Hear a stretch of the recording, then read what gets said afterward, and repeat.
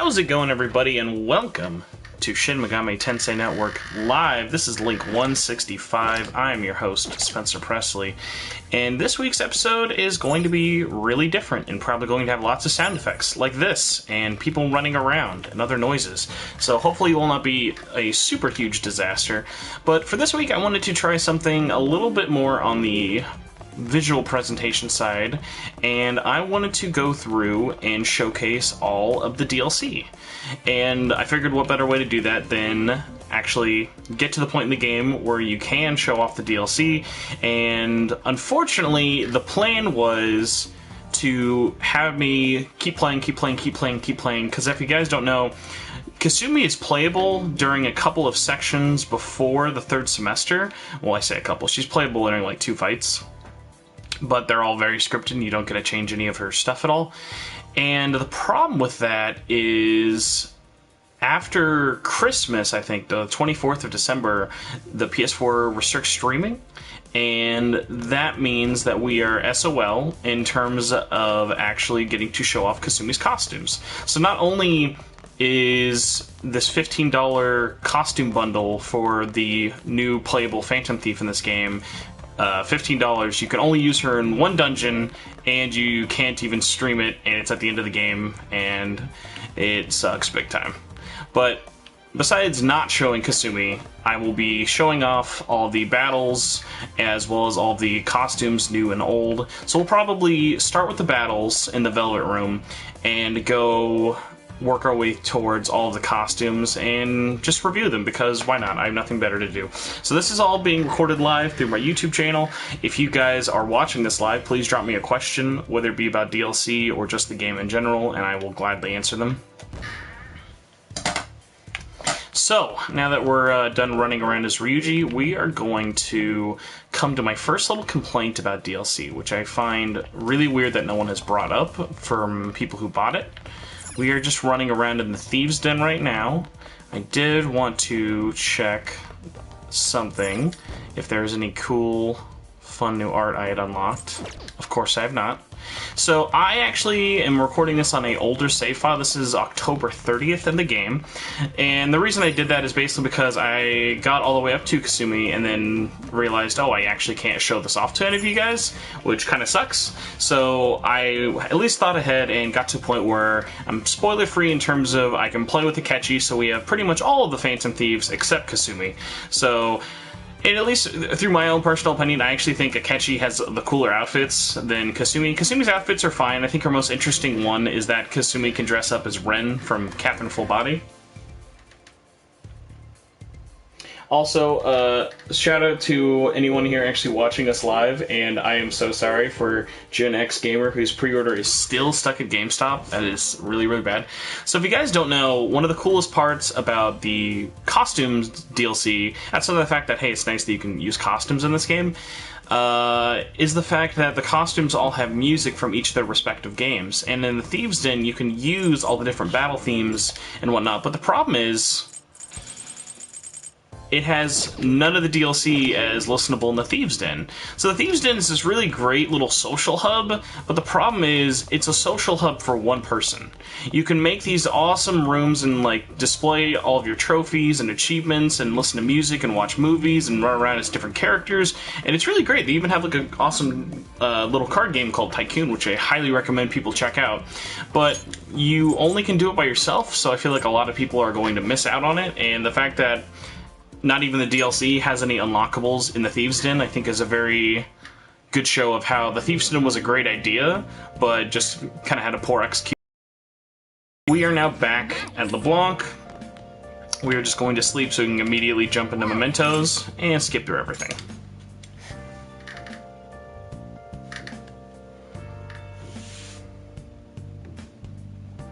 This is going to be the most music-heavy episode of the podcast ever without me having to do any editing, really.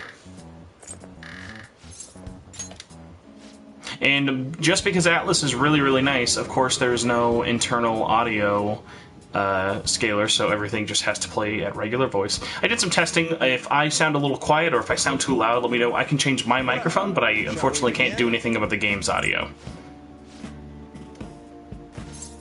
Oh, here, we're gonna do this. I've never actually done this for the first time. Why and what would you do if you had to sleep in class?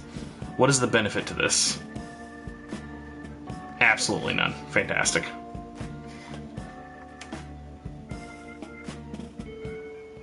Alright, it is after school, and now we are gonna go to the hideout and not take down the palace. Hey, we're all here. I should have no requests as well. Oh, thank you very much for the sound confirmation. Hey. Alright, let's go to Mementos, and then immediately go into the Velvet Room. Because we're going to show off what is easily the coolest and saddest part of this DLC, because the fact that these are all on the disc and you have to pay to unlock them really sucks. Let's do our best today. So, as you can tell, we got the gang here. We have Akechi in his new exclusive Dancing in Starlight outfit. I have everyone decked out in the Dancing in Starlight. For our DLC battles, we're going to do this. By the way, shout out to Futaba having no reason to actually have DLC, as you guys will probably see when we're going around in Mementos. So we are going to do the DLC battles first, so let's do Persona 4.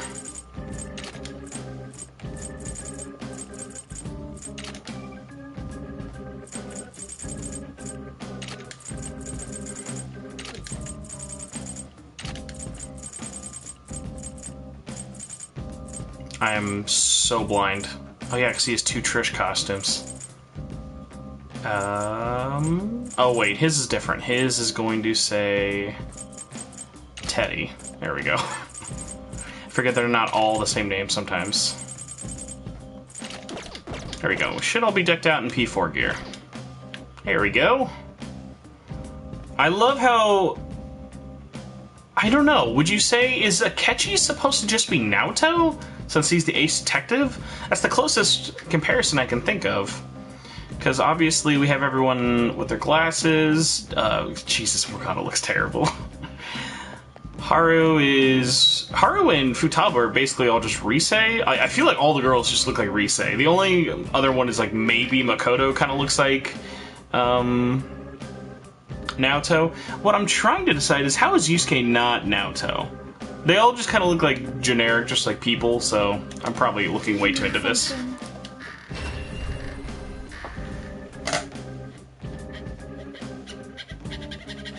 Derplord says, have any of my opinions changed? So, in terms of my opinions on the game, it continues to just get better and better, but as you'll probably find out in my review, which if we continue to be under quarantine and I'm still stuck at home, I'll probably have out by next week. I love Persona 5 Royal. It is clearly and easily the best version of Persona 5. Like, it would have been really bad if it wasn't somehow. The problem is there's not been that 10 out of 10 moment, and I really wonder what's been going through all the people who've been giving this game like 9s and 10s. Because the problems of Persona 5 are still here. And actually, the more I get into it, and the more I found out what makes Royal, as well as what makes it kind of like a new experience, the more I've kind of come to the unfortunate realization that this is basically a Persona 4 Golden take on Persona 5, which means, hey, here's a new version that you have to play through if you want to see the new story bits. The problem is, content-wise, it's still kind of light with new story until the new semester, so it feels like an FES. Like, by the time I got to the third semester, I had played through all of Persona 5, and I basically was like, wait, why could you not have just selected this? Obviously, you wouldn't have known who Kasumi is, and the whole story of the new semester is wrapped around the new characters like Kasumi and Maruki. The problem with that, though, is you're now making everyone play through the same version of Persona 5 with quality of life changes, which are really great, but nothing that I think makes the game a better take. I think by the time I finally beat it, I'll be able to judge the third semester. I'm very, very early on into it, so can't give too many more opinions. It's still a super easy recommendation, especially if people are just kind of bored these days and either want to experience this for the first time or just want to play something new. It's a very easy sell. So we're going to go into something absolutely no review has talked about, special battles. Well, sorry, challenge battles. And as you can see, you start off with one battle in the base game, and if you buy all the DLC, you unlock these all.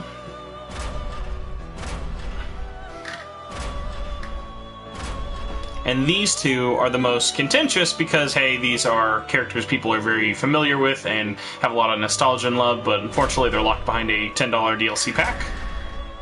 So we're going to start with Yu's battle. Sorry. I think his name is Investigation Boy. Let's go check the questions real quick. Marcos just says, got through finishing the Kamoshida Palace and collected the 3 will seeds.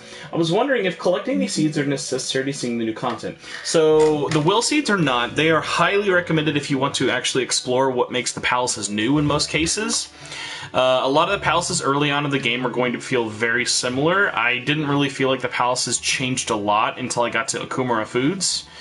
Besides that, though, the will seeds I highly, highly recommend picking up, if not just for the fact that, hey guys, guess what? They give you these really cool skill accessories that have exclusive skills that usually have a 2-in-1 ability, so it's nice just to have a really good item like that for it.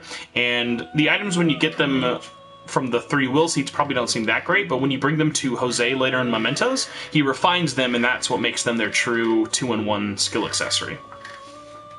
Moke says, so it's for new players and diehard fans, not casual fans. Yeah, like if you played Persona 5 within the last like year or two and were like, this was good, but it wasn't like the best thing ever, it'd be really hard to be like, hey,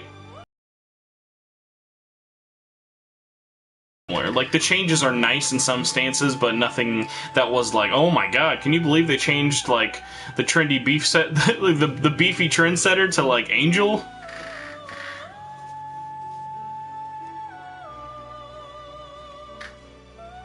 Paul Wafer says, would this be a good entry point for the series? Yeah, Persona 5, and honestly, I'd say any Persona game, just pick one that ever kind of fits your aesthetics, and if you're remotely interested in these kind of RPGs, any of them are great starting points. I'd easily recommend 4 as much as 5, or even 1. I don't think, like, as long as you have the system to play them and the interest, I think they're all extremely playable and stuff. Same thing goes for SMT.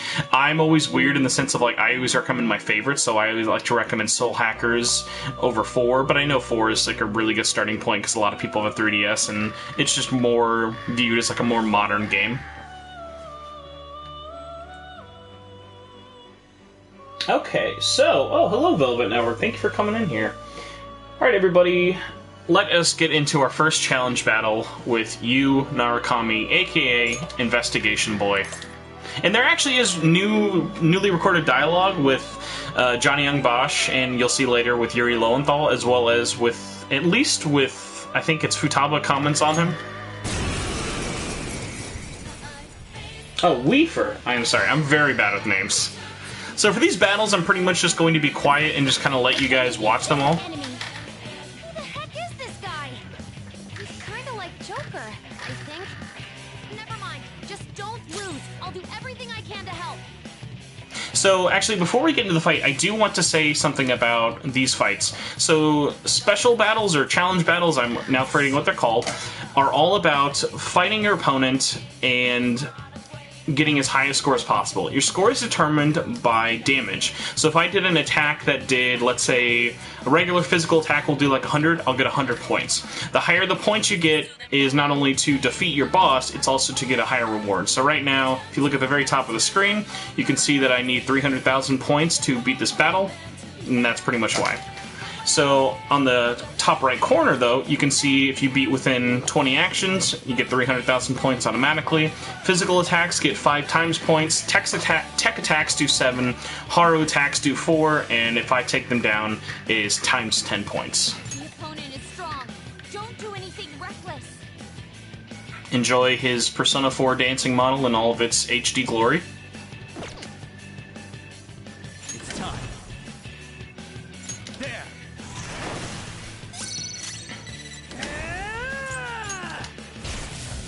Die already! My skills exceed yours.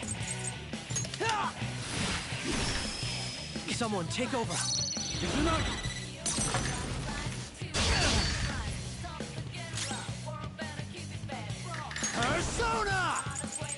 Showdown! Persona! Here's a good example of the Will Seed effect. So this is from the first Kamoshida Palace. If you get it leveled up all the way, it will restore health along with the fact that it'll give me higher attack for 3 turns, and it's only 10 SP.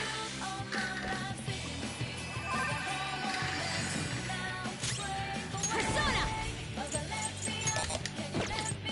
Okay.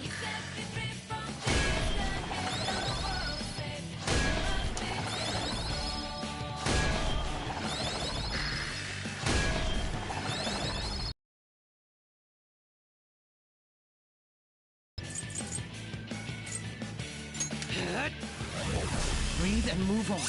Courier! Sir.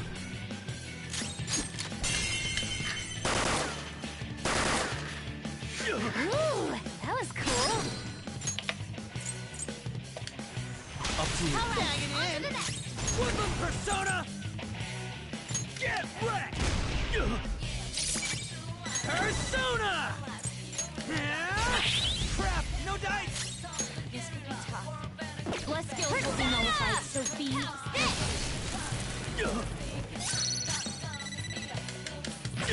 Doesn't die! I can't let it in like this. Chewy! Oh, right, Queen! That's embarrassing.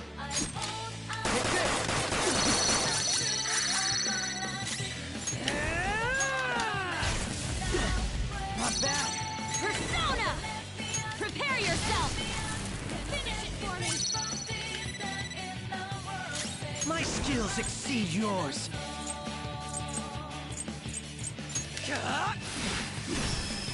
You got lucky.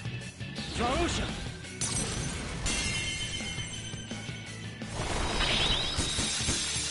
This one's for you. Knocked down! Okay, time for a comeback! Ravage them! Ooh, Joker, you're looking cool! Go ahead, allow me. On to the next! Persona! Robin Hood! Direct hit to their weakness! Nice work, Crow! Persona!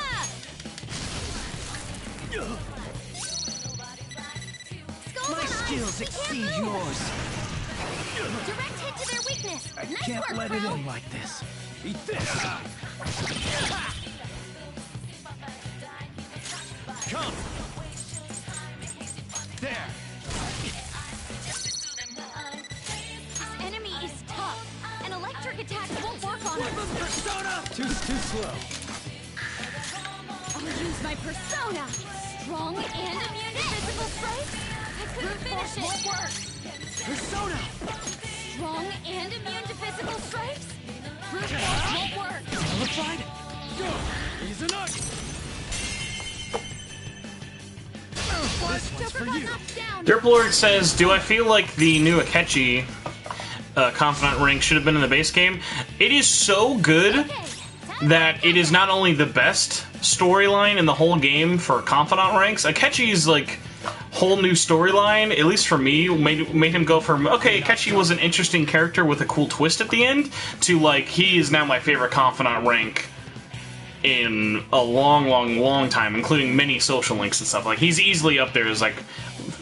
It basically made him go from a interesting villain I was like, okay, I can see his popularity, to now it's like, oh man, I really like him. In the way that, like, I really like and think Adachi is a really interesting villain. Persona! Ooh, Joker, you're looking cool. Persona! Ravage them! Nice one, Joker. You hit its weakness. Persona!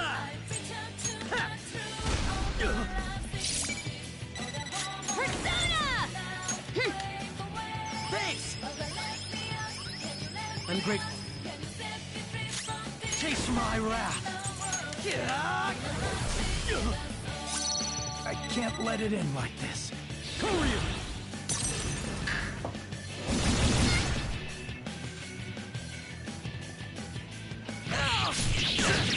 Not cool. Strong.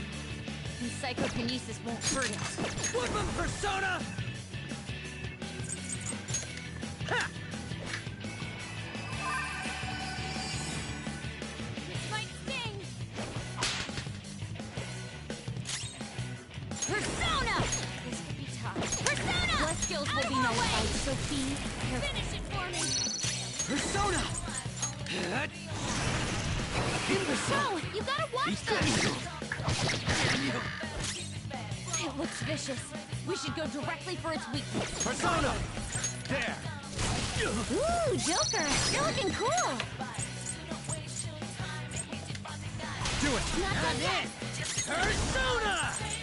Satan Tensei! Nice hit! Oh, that was a good critical.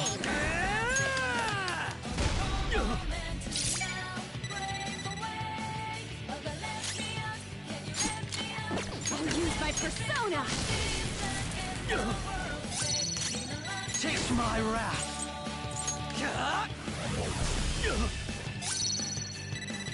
I can't let it in like this. Farusha!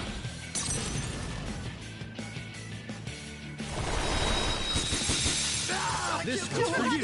Down! Okay, time for a comeback! Ravage them! Ooh, Joker! You're looking cool!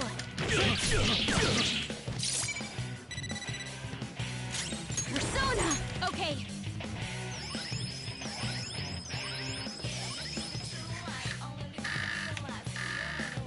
I can't let it in like this. Eat this! Go behind! Persona! You can't move! This could be tough. Bless skills will be nullified, so be careful. There! Persona! No good. This enemy is tough.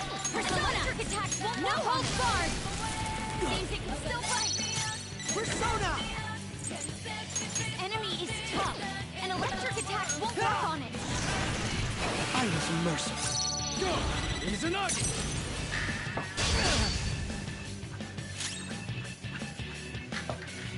Alright, we have another question from the Awesome 170. Says, I've been seeing people mostly from recent era being pissed off about the specific part during the Kamoshida fight. What are your thoughts about the part? So they're probably talking about the fact that Mishima does not have a bunny boy costume. Okay, I'm actually joking, but I do find that funny. So there are cognitive versions of Mishima who will come into the fight, followed up by a bunny girl outfit version of Shiho.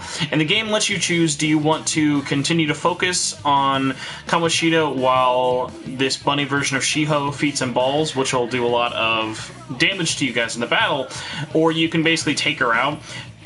I feel like, at least the way the game kind of displays it, it's like, hey, it's very clear this is just a cognition, it doesn't affect anyone, there's no real comments from on when that cognition is destroyed. It's just that quick moment of surprise that a bunny Shiho is there, shows off kind of how Kamoshida depicted her, and then you sort of move on, which is a little disappointing. I thought that it was fine, but in terms of the greater scheme of changes, pretty whatever. Ravage them!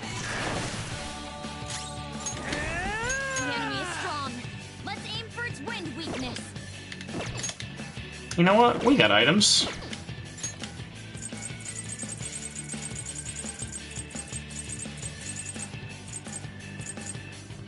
Here we go!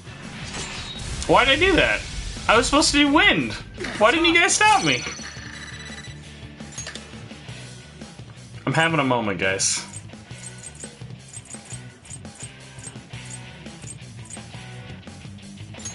Good thing we're prepared. That's our queen! I'll use my persona! Sorry! My thanks. Persona! I can't let it in like this. What is that? Right, queen! Man, after just healing him, no less, too. That's not cool. Bless skills will be nullified, so be careful. Okay. Joker's persona! He can't tell Fred's strong. Psychokinesis has hurt it. This doesn't look good. How long do I think the bundle will be discounted? It says Beyond SP. So the problem with that is Atlas almost never discounts their DLC. The most you'll ever get is the Ultimate Edition or the Deluxe Edition getting discounted. So unfortunately what that probably means is that the $60 get all the DLC pack is going to stay that way for quite a while, and if you want to buy the game as a separate bundle, that one will get discounted. That's just the way things work. When games get discounted, they get a lot more attention as opposed to DLC getting discounted, especially for niche games like this. So, long and short of it, don't expect it happening anytime soon, if ever. Ooh, Joker, you're looking cool. Go! Not I got yet. this! It looks vicious. We should go directly for its weakness. Fire.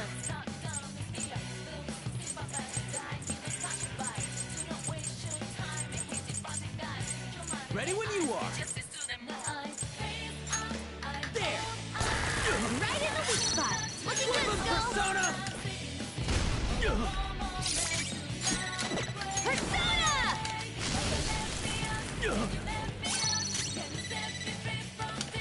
Feel my skill! I can't let it in like this. Ferocious!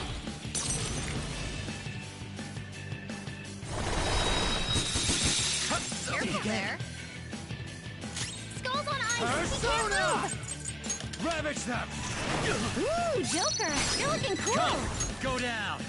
Nice one, Joker. You hit its weakness.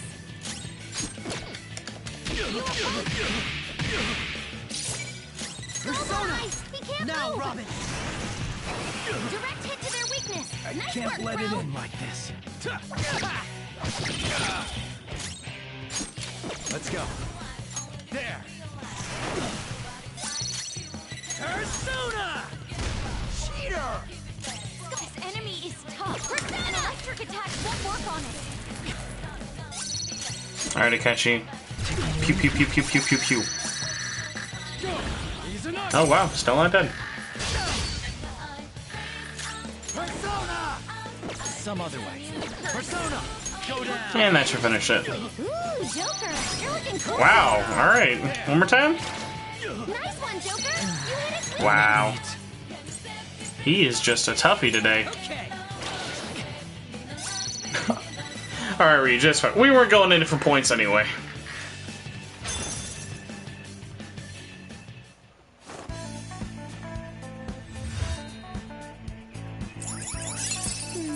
Well, at least you eked out victories in every battle.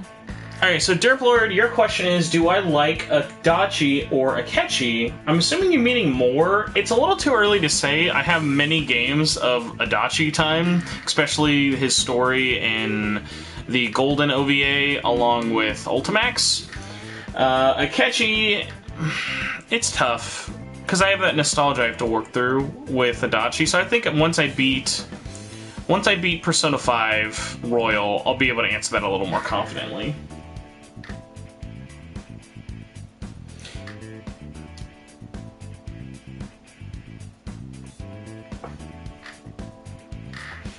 Alrighty, so we are going to go into the Persona 3 boss fight now.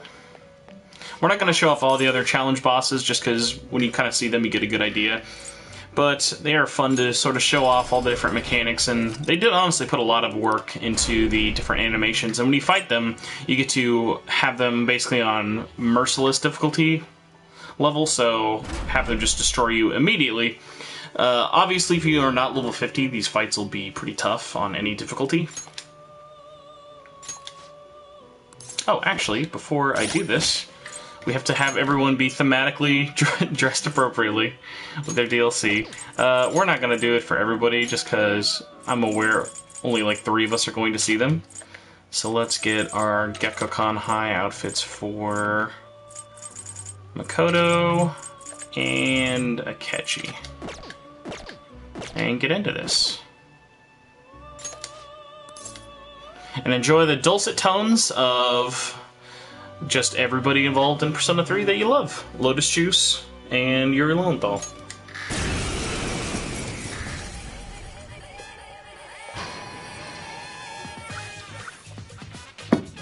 Can you defeat an enemy of this nature?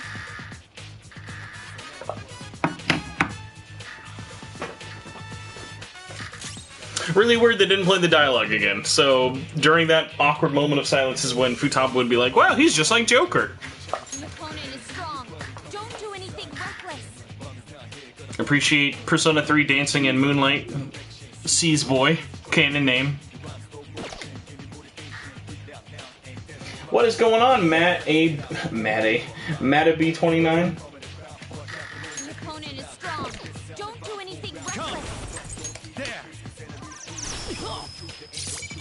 Persona! So just for anyone watching, I'm curious, based off these fights, if these were unlockable, do you think that this would be a more reported on deal, or do you think because it is DLC, there's more of a talk about that?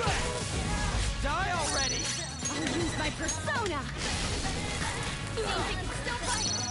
Taste my wrath.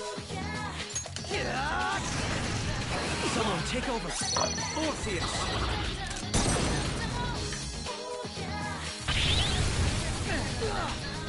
Its weakness is electricity.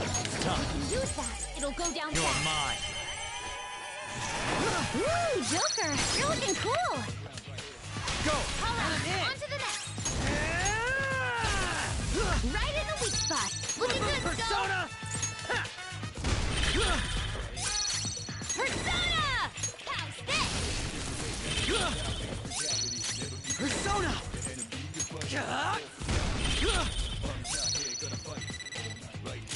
Persona! Ravage them!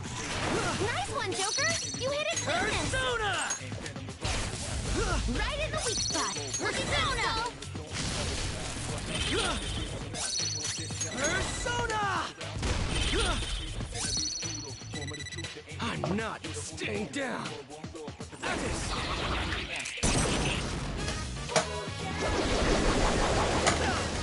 Slow down. Hang in there. So, also, another question I'd be curious to see what you guys think is, how do you guys feel about the boss fights of them basically being able to fight like Joker in terms of them being a wild card and their ailments changing whenever their personas change? I think it's actually a really nice touch that makes a cool little super fight. You're mine. Ooh, Joker, you're looking cool. Hopefully we can get his all-out attack look. Someone heal him. I guess no, it's not an all-out attack. So in those games, the eyes would pop up for when it was like a critical hit. Go ahead. I'll try. Persona. My thanks. Skull, Little. back in action. Hey, no wind skills. Powerful, so stay on guard. There. Very helpful. Persona!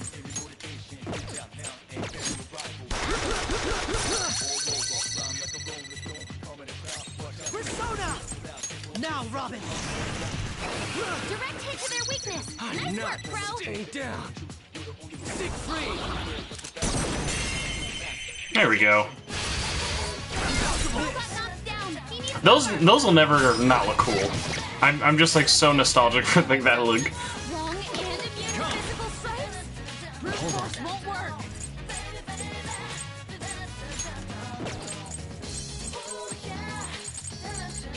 Using it.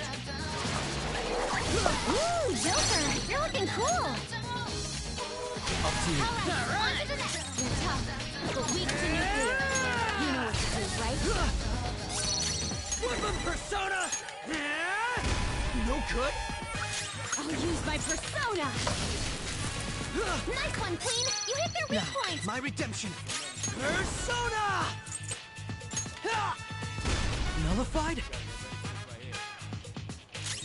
It's strong and immune to physical strikes. Brute force won't work. Oh my god. Those will never not look hilarious when he goes through all that animation and didn't pop up. Persona!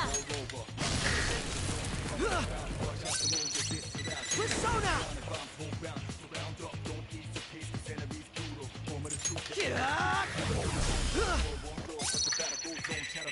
I'm not staying down. Thanatos.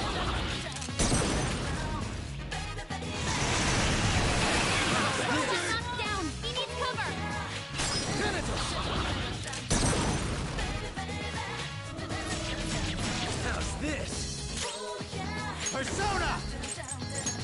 snap. Ooh, Joker, you're looking cool. Go. My turn. Yeah.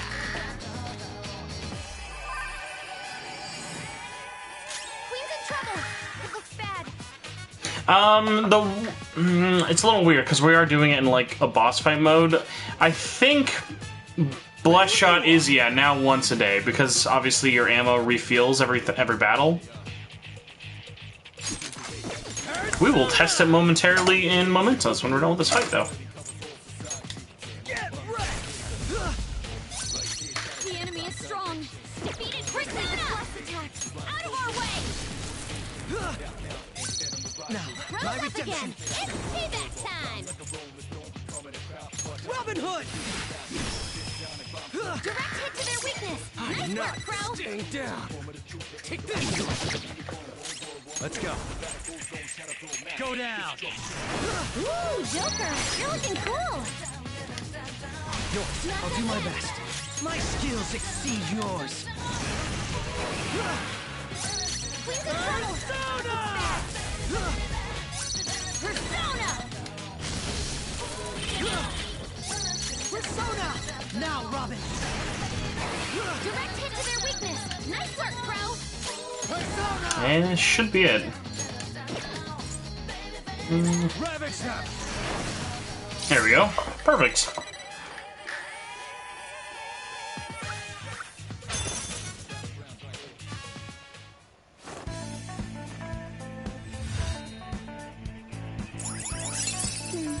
Well, at least you eked out victories in every battle.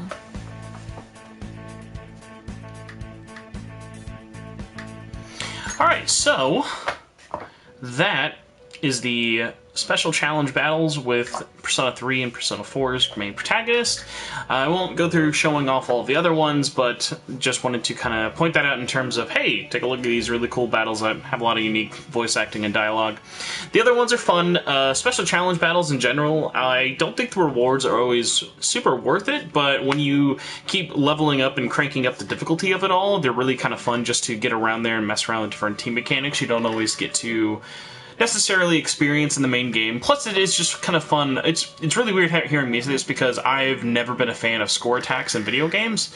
So the fact that a score attack like this would sort of pique my interest as much as I kind of thought it would, I was really surprised by. In terms of its representation in the game with that one Jack Frost battle, I think it is a super big cock tease, and I'm really not a fan of it. But if I had to judge this DLC pack on its own, it comes with 6 DLC battles, as well as a bunch of items that you could use if you want the game to be a lot easier. It comes with like almost every skill card in the game, and a whole bunch of other little things. Those are kind of whatever, and you don't really need to ever use outside of the money it gives you. So, for $10, I would say that DLC pack, it's tough. I would say for $10, I could recommend it if you really enjoy the idea of the special battles and special challenges with the score attack, but at that price, I have to give it like a 7, just because it's not for everybody. It is fun, but it is going to get old eventually. The 2 most exciting battles in the game only have 2 difficulty settings, whereas the others have, I think it's like 4 or 5. Also, there's no leaderboard, so you can't even really compare your scores to your friend outside of, like, sharing anything. So you think with the Thieves Guild they would have a sort of system in motion for that, but they sadly don't. Next up with DLC, we are going to show off the DLC personas.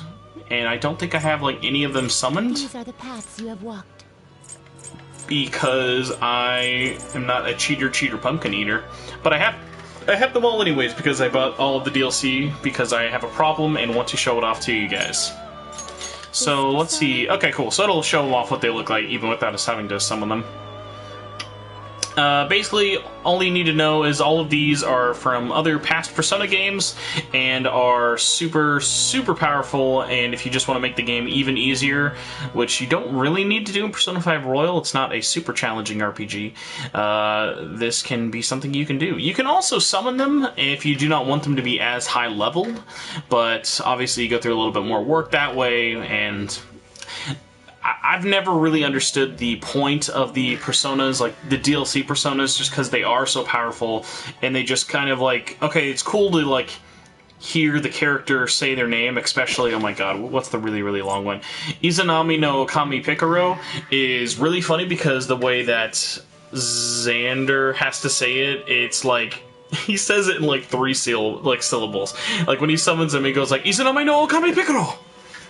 It's like he's just like the fastest pronunciation possible. I don't know if it's because like there was a sound limitation or if like how quickly they have to say it in the Japanese version. It's just very funny. So here we have from Persona 3 Messiah in the Picaro variant. I really like the color scheme matching Persona 5. I don't know why the Picaro ones have to be more powerful, but that is just a thing. Here is their background in case that interests you as well.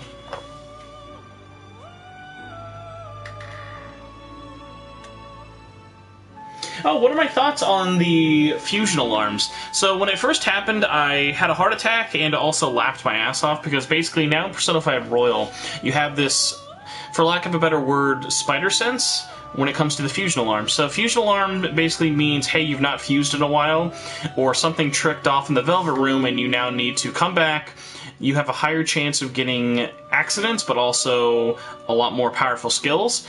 I have noticed that if you do more than one, you're always going to get something bad, and it's pretty much become more of a thing I ignore in the late game as opposed to use for exploits. I've never been huge into Persona fusing outside of like just messing around for challenges, the confidant ranks of the twins, and stuff like that. Alright, next up we have Izanami no Kami Pikaro, which couldn't even fit in the text box, which I find very funny. Here are his skills he comes with, and his background. Oh, that's funny. I actually didn't know there was a tag for what they look like summoned and what they look like normal. Because, yeah, there is that blue little hint, or I guess it's more of like a hue light around their character. And you can see Messiah. Next up we have just regular Messiah. This is what Messiah looks like in Persona 3. Their skills. Izanami no Kami, also from Persona 4.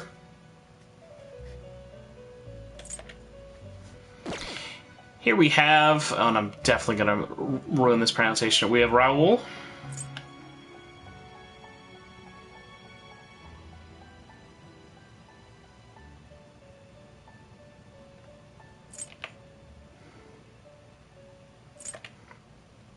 We have Thanatos Picaro from Persona 3. You have to wonder at what point, when is too much plaid? OG Thanatos.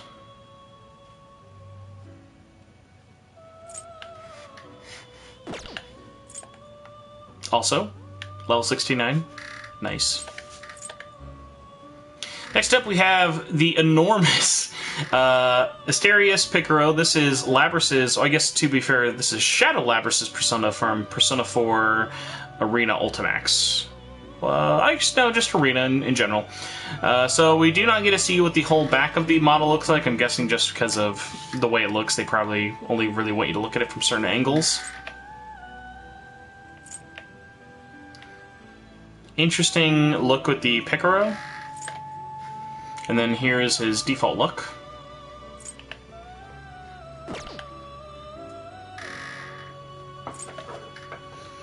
Next up we have Sho Minazuki's favorite persona, Tsukiyomi Picaro.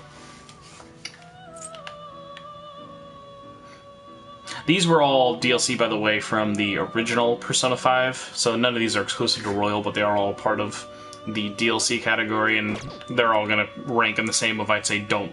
Unless you're a huge fan of hearing the protagonist say and use certain personas, these are a huge, like, yeah, you know if you want these without me having to tell you.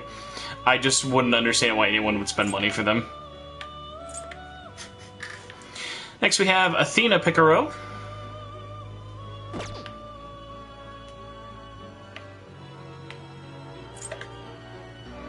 Regular Tsukuyomi.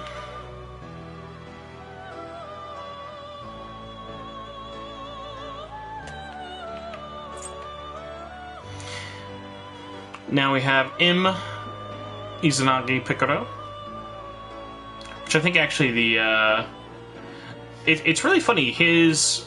The like graphics on his stars look pretty bad. Like you can tell they obviously just like meshed on a texture from Persona 5's menus, but his face looks really great.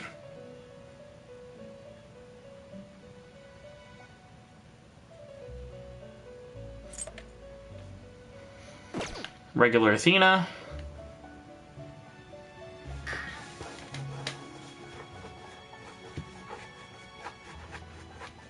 Very good point, Derblord. It would have been really funny to get Straga's personas. Would have had people asking too many questions, though. And here we are. This one, I think, looks a lot better than the Picaro version. So we have Magatsu Izanagi, otherwise known as Adachi's persona. I really think that... I don't know, like, I don't know really how to describe that, like, kind of look on him, but his body just looks really, really great. Next up we have I'm gonna ruin this one. Ariadne Picaro. This is also from Persona 3 Portable. Oh wait, I actually might have messed this up. This actually is, I think, Labrys's persona, right? Let me double check this. 'Cause I'm probably... Persona? Yes, that is Labrys's persona. My bad. It's been a while since I played Persona 3 Portable or Arena. Yeah, so this is Labrys's persona, her regular actual persona, not Shadow persona. Her hair knows no bounds. And her skills. Next up we have Orpheus Picaro. This is obviously from Persona 3, of the Picaro variety.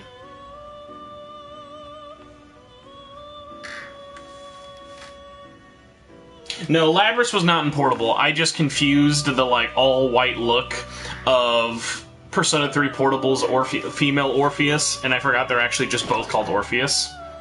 So that was my bad. No, Ariadne is from Arena and Ultimax only. Is this what you want? Orpheus, I think, looks really, really great without the Picaro shading. I think the Picaro shading makes him look like a Hot Topic employee, even as a fan of Red, but yeah, Orpheus just looked really, really great in my opinion.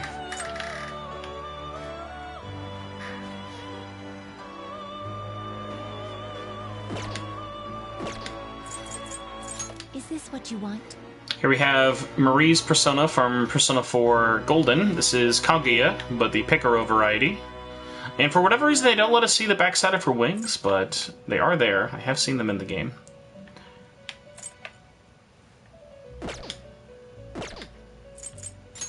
Izanami Picaro. If you guys don't want him to be super crazy high level, he's at least 23 when you summon him, but still just kind of goes back to the problem of be nice if you could just make them whatever level you want if you're bringing them into the game, or if at least had to match your level.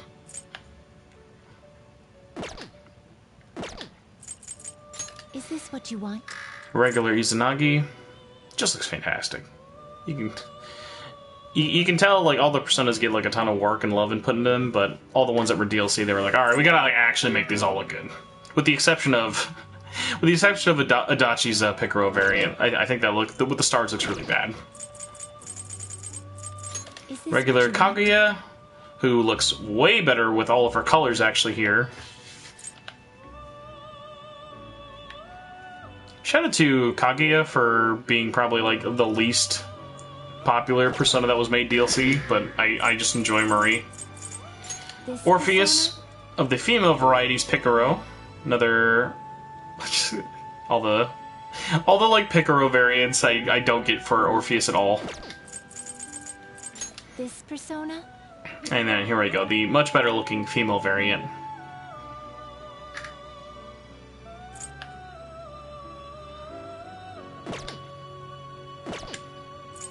And that should be it for DLC. Yeah, so, let's see, out of 10, I'm gonna be real, and I'm gonna have to give that like a 5. Like, they look great, but in terms of usability, I could never recommend it to anybody. So in terms of presentation, that's the only thing that's really saving it. You know if you're going to buy those or not. So let's actually get into mementos and show off these costumes. Oh yes, Metis Persona would be very great. Alrighty, so we are going to start off with the newest and cutest DLC. Not Personas. Everybody's Persona Q2 costumes are the best looking in the game. And as you can tell, it does look like I put on Tony Hawk's Pro Skater Big Head mode. Their models are extremely large and outside of fitting proportions for their skeleton models. There's a lot of clipping through different attacks and cinematics, but it doesn't matter. They are just straight up the assets ripped from the 3DS game on a PlayStation 4, and the fact that you had to pay for them makes it even funnier. So let's start partway in so you guys don't have to hear the lobotomist tunes of mementos for the first couple of levels, and we can pick up some stamps on the way as we collect battles, even though it doesn't actually matter that I'm picking up stamps.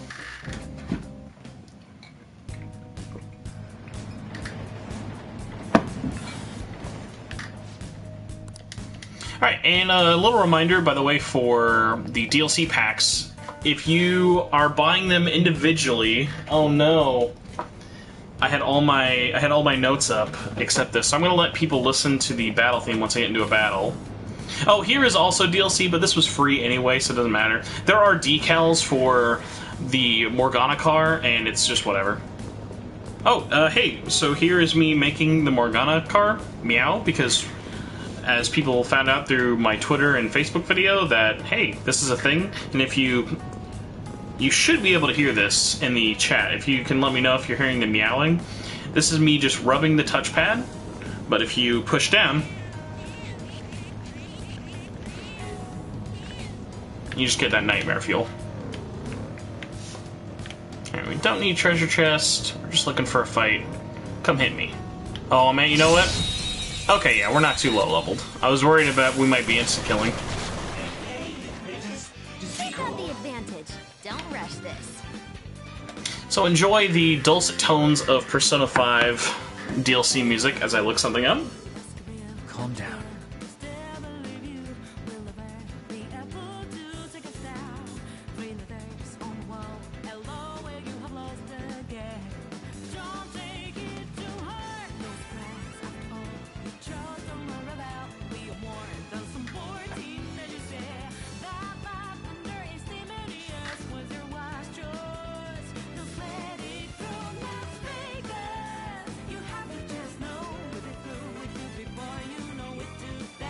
Okay, so each DLC pack that is not from the original Persona 5, because those are all free this time, at least for Western players, each of these new DLC packs are $6.99.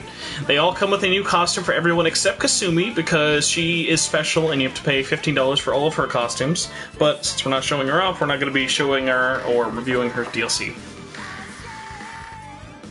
Also, yes, thank you for agreeing that Persona Q2's music is just so slap-worthy, and it's just really, really great. Like, this is, in terms of the amount of work that went into it, I feel like this is probably the easiest one for them to have made, because they just used the assets from the game, but it looks so good, especially, and hopefully I can get a Showtime attack to go off. They look very, very great. If you do want to see Showtime attacks and I can't make it happen, if you go to our @SMTN Twitter, I think it's @SMT Network on Twitter, I've showcased a lot of the chibi attacks there for Showtime.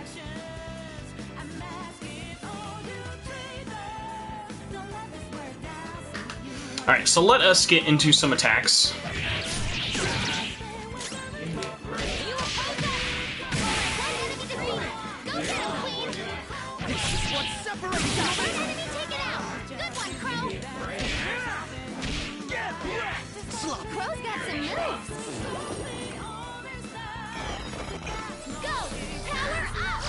Yeah, and unfortunately with all the DLC costumes, even though there's a bunch of new Futaba stuff, whether it be her all-out attack, unfortunately it doesn't change the fact that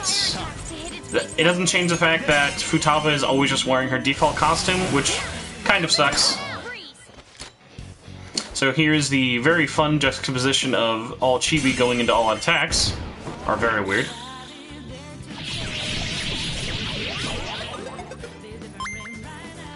Here's Futaba's new all-out attack.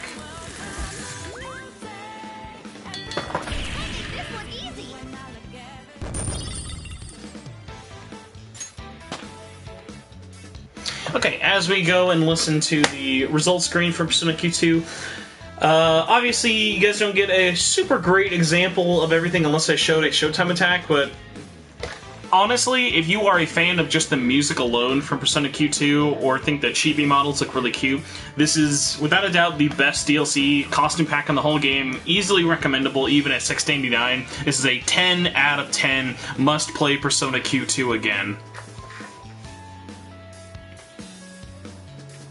Also, yes, Derplord, the new songs in Mementos are indeed a bop. They were like, hey, everyone hated this song on repeat for the whole dungeon, so let's actually add new music and make it good. A good battle.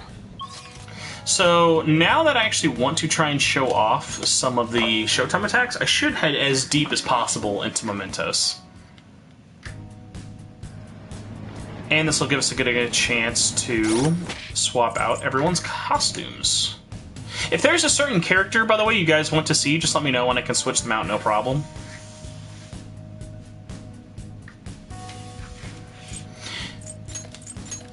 Next up, we are going to be putting on the Demonica suits.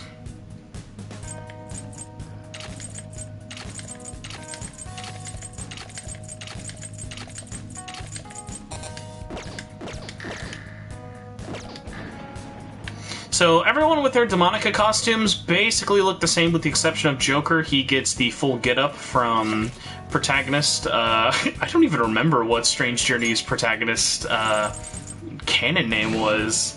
Just because I'm remembering the dumb one from the instruction manual and everything else.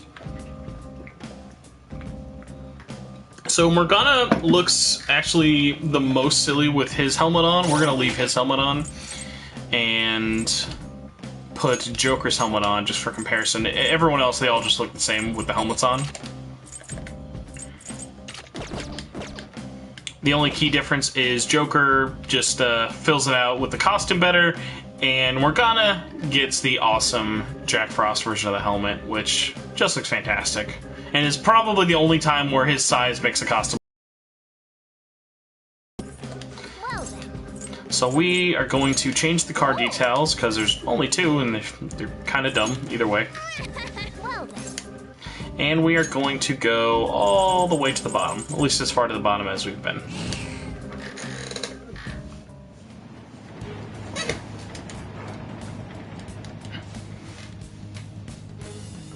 Derblord, the Featherman costume is coming next, and don't worry, after the disappointing Strange Journey, well, technically this is Deep Strange Journey, so after the Strange Journey one, we will be showing off the Mighty Morphing Awesome Featherman costume. So here is the other decal for the car. I think it looks a little bit better, but I mean, there was DLC about Persona 1 through 5, so I had to do it.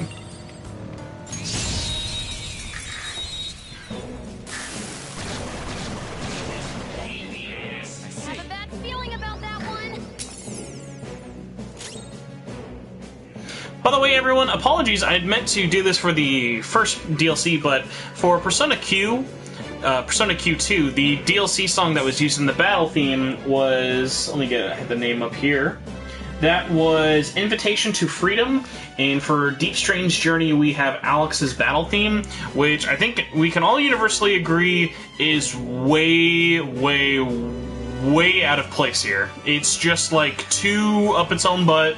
I think in use of it with the game it's fine, but out of all the tracks in Strange Journey, I don't know why they chose to do this one outside of it as the most, hey... It's weird because they clearly did this because it is a big moment from Deep Strange Journey or Strange Journey Redux, but they didn't even go through the effort of having any of the new characters be Alex. Like, there's no other real characters outside of the suits and the Demonica helmets, so it's very, very odd.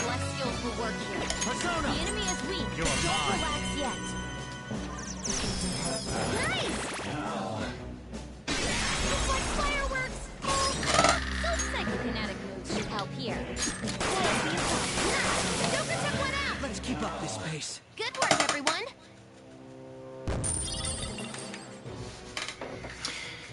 Yeah, and like, I appreciate the results screen music a lot more, but the battle theme is just so unfitting for me to pick Alex's battle theme. It honestly like kills the whole hype of it, even though I love Strange Journey. I gotta give this a 6. This is an easy 6 out of 10. The costumes are lazy. I feel like the one costume used in Tokyo Mirage Sessions represented Strange Journey better than this whole $7 DLC pack. So for $7, it's a 6. I wouldn't recommend it unless you're a hardcore fan. And even though like I want to use the music, I like the costumes. If you use the costumes, you have to listen to the music, and I really don't like listening to Alex's battle theme. So this will not get a lot of views. So easy 6, sad face. Okay. A complete victory. Alright, let's go to a lower area, change our costumes, and go into another battle. This time we are going to be doing the Featherman costume. This one is a lot more fun, just because, to my knowledge, the Featherman outfit and theme song... Let's see, I think the theme song was made for the first time with vocals in Persona 5 Dancing, unless I'm mistaken. And these costumes are so great, like, I have to show up, especially, I don't know, I just really like Akechi's got the eyes and stuff as well for Black Crow. Let's go to the top just so you can appreciate everyone's costumes. I know they're all just different little color changes, but I'm such a fan of the Featherman costume set. I just really love it. Even Morgana, and like everyone's color choices are perfect. If I'm not mistaken, I think Kasumi is like... Chat, let me know if I'm wrong, but I think Kasumi's Featherman costume, she's like either pink or black, I want to say. I don't know why I can't like put it on there. Or knowing how wrong I am, she's probably like gray. She's probably like a gray pigeon color or whatever, not even a real Featherman.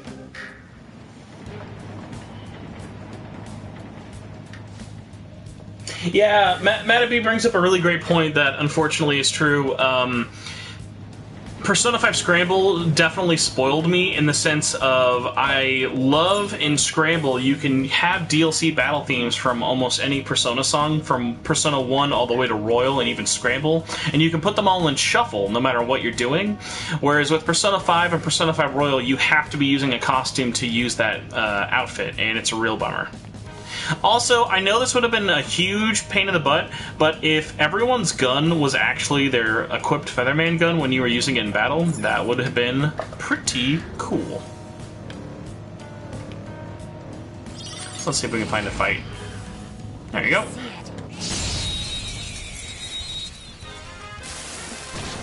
Okay, we're just gonna take a knee right now and enjoy this.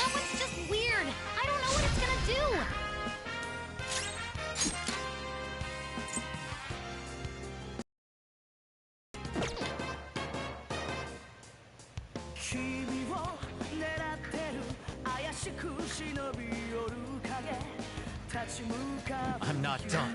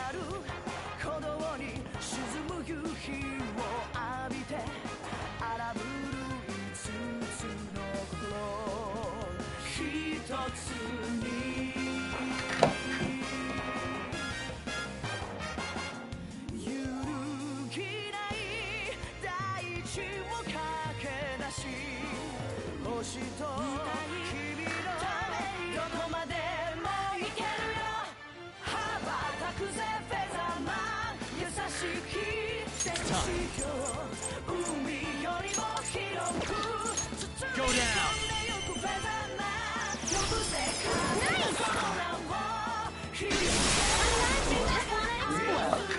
No time to waste. Okay, let's move on. Alright, so obviously I just let that song almost play in its whole perpetuity. This is a 10 out of 10 DLC. The Featherman representation, the full vocal song, it's a great fit for any battle, especially if you're like a Sentai fan, a Power Rangers fan. Like, if you are even remotely a fan of the idea that went in behind Featherman, I cannot recommend this enough. It's a great song, it's a great DLC pack, easy recommend for even $7. Okay. That easy, huh? I can tell by your face. Also, fun little thing I wanted to bring up. Talking about the Featherman.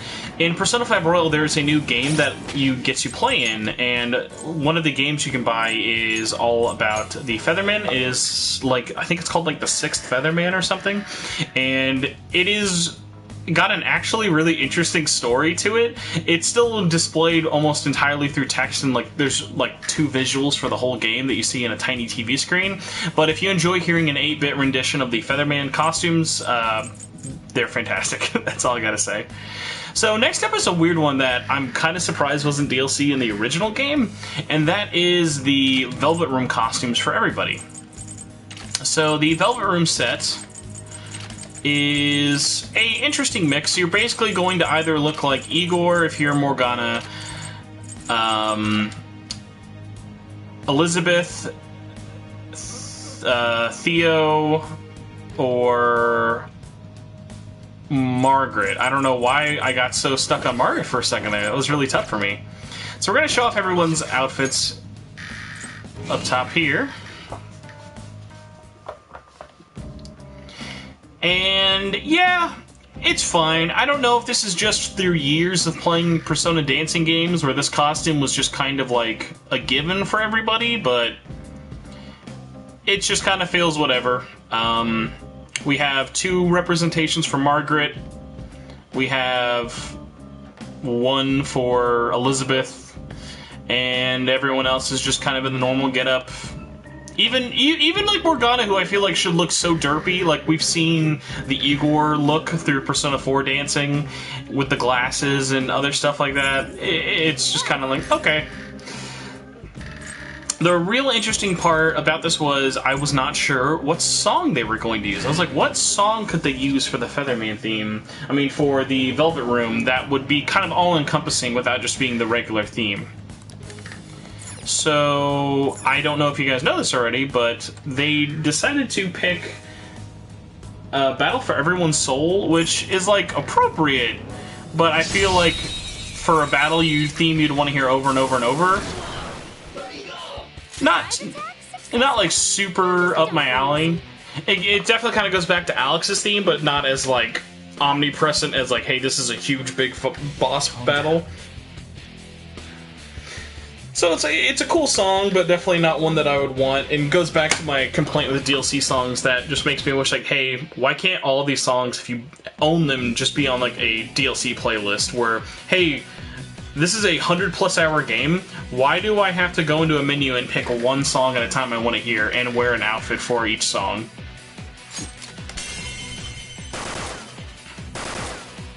Amazing, Joker! Serves you right. There's that core! Persona! Physical attacks won't help here. Persona!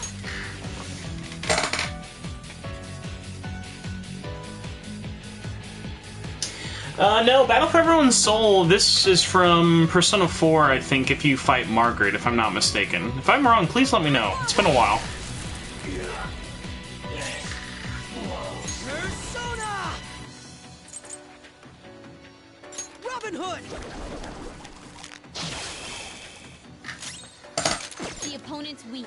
Push up, Persona! So try something else. Shadows annihilated! Skull's Let's keep got up me. the space. Okay, let's move on. Oh, thank you, yes.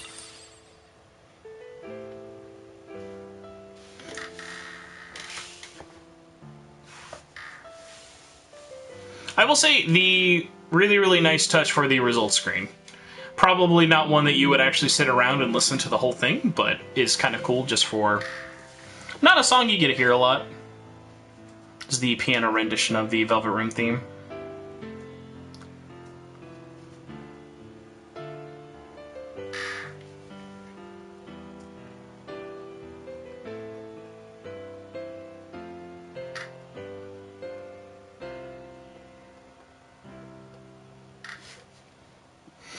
So for the Velvet Room costume pack, the fact that they still charge for them, I find kind of outrageous, especially because these are costumes that were made before in other games that Atlas has made. This is a tough one, because I like the music, but the costumes are so meh to me, they just feel like something that should have been an unlockable in the game. Because there was literally like no real work put into it, so I'm probably going to give this like a 3. This is a Persona 3 out of 10 here, and if you like it, fine. I've just never known anyone to enjoy the Velvet Room costumes so much, and these songs are fun, but not one that I will ever find myself really putting on. So odd that they decided to make this DLC, but for $7, yeah, you have to be feeling real generous. Okay.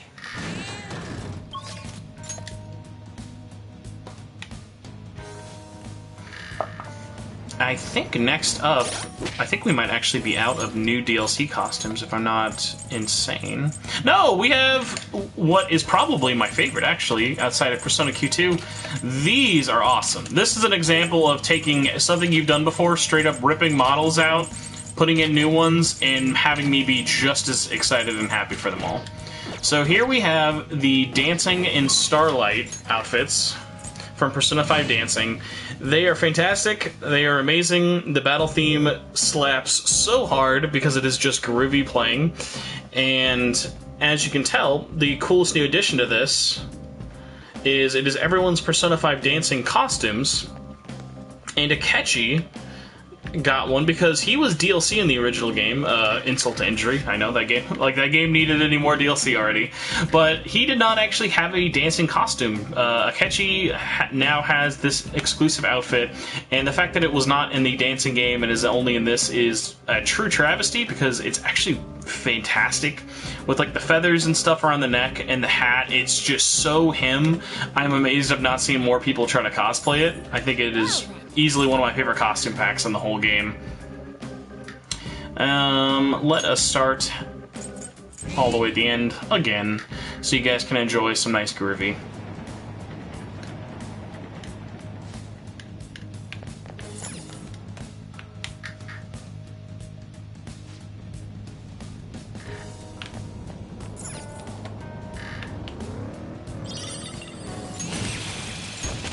The one time we leveled up, I hope we haven't leveled up to the point now where we can't do it.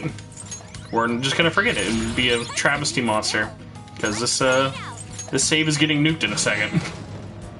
Alright, let's hope we're not too powerful now for everybody. Hit me. Oh no, we might be too powerful for people. Alright. Oh man.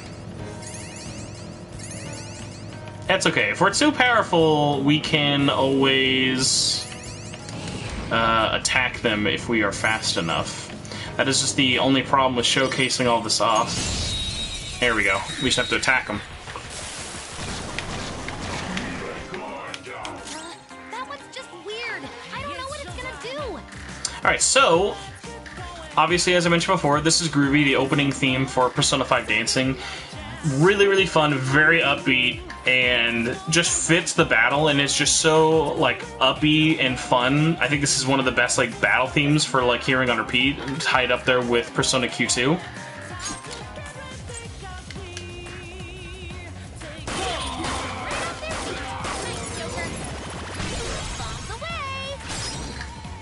Nuclear attacks won't work anymore. Seems weak otherwise. Knocked him right off their feet. Nice, Joker. Its guard is down. You did great, Noir. Waste. Just like I thought. And of course, the result screen is the result screen from when you finish a song.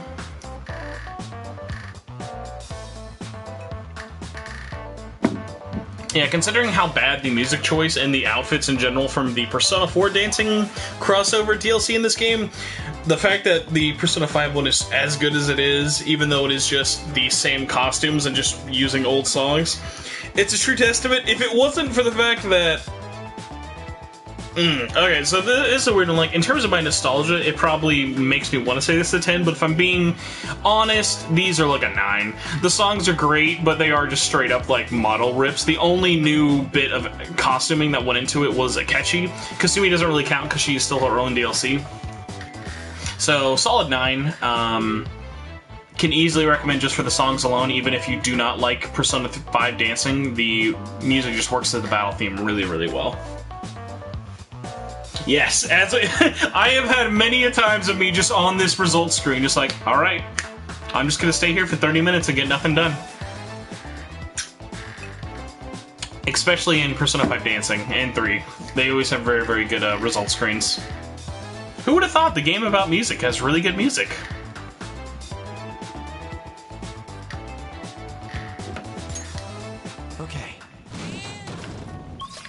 Okay, so that is all of the new DLC, and everything for costumes should just be old DLC.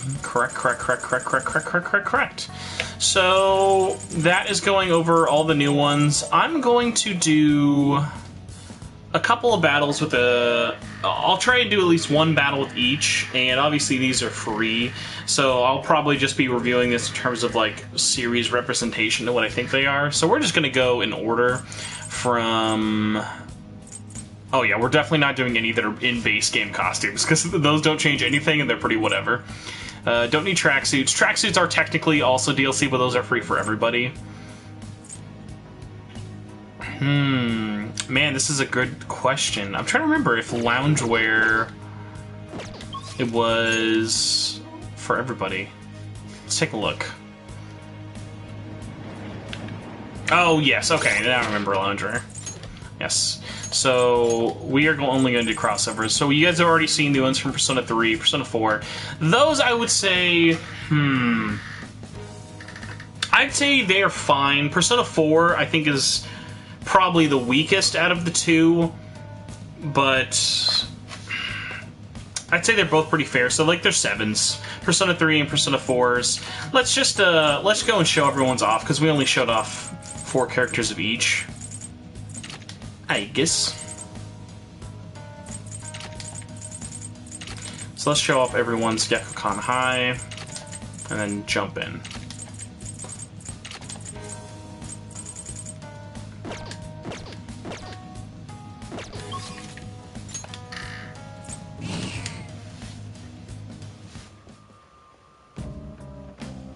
Yeah, you still have to separately download the loungewear. It's truly mind-boggling to me that Persona 5 Royal is a re-release that has a ton of new features and has no costumes still in the game. You still have to download all of the costumes. It's really weird to me. Whereas, like, Persona 4 had a costume shop in it for Golden. Alright, so here's everyone's look. I think it's fine. It's nothing really to write home about, but it's more of you're going for the C's member look. Morgana looks like a nightmare creation, obviously, so you're docked at least 10 points for that. Everyone has an evoker, though, which is really nice. I guess Morgana actually probably doesn't. Morgana would have to have a really tiny evoker. Yeah, so these costumes, just kind of whatever. They, you know, yeah. These are like... These are like 7s. You had it should be a 6, but it's a 7 because of nostalgia, and the same goes for the Yasagami High. But we're gonna show them off for everyone anyways. No, actually, we showed everyone off before we went in, so that we don't need to do. So next up, we have much better representation. Oh god, what did I do wrong? Here we go. We got really confused of like which one Morgana was supposed to have.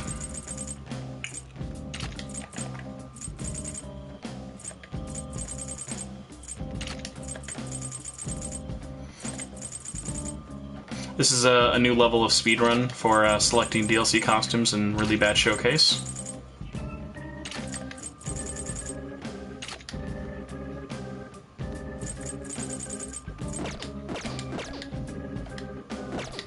Alright, so now we have everyone's Persona 1 costume, which I just love the fact that this is a thing, more for the fact that, like, a part of me actually has to wonder if it wasn't for the fact that this was the 20th anniversary of Persona when Persona 5 came out in 2016, I really wonder if we would have gotten it, but the fact that we have it is great. I just love any classic Persona representation, whether it be Revelations or the PSP remake.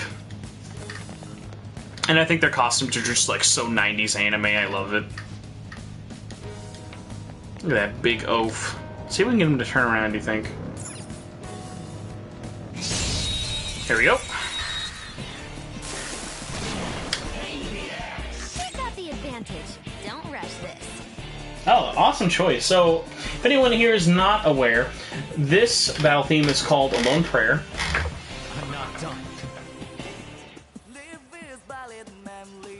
Obviously not from classic Revelations Persona, but is the PSP battle theme. Still a great song nonetheless. If you do want to hear the classic Persona and PSP battle theme from Persona 1, they are both in Scramble as pre-order DLC.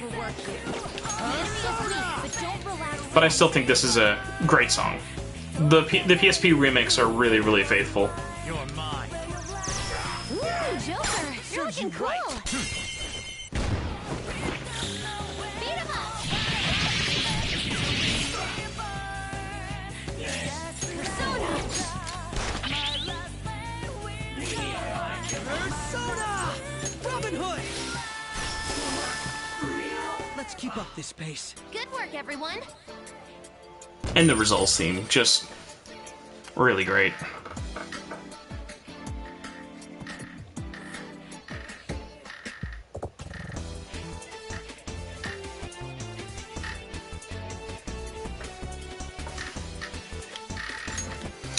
Persona 1, I've got to give a 8. Done already. Persona 1 is a really, really great theme song. Has a really, really great like battle theme song for it, and I don't know. It's a weird one of like I like it a lot for nostalgia, but I'd say anything more than an 8 is being already more generous than I'm being. So I think 8 seems fair. Next up, we have Persona 2, specifically Innocent Sin. So get everyone's 7 stars costume. Sorry, not 7 stars. Seven sisters, and then there's the, get me all tricked up over here.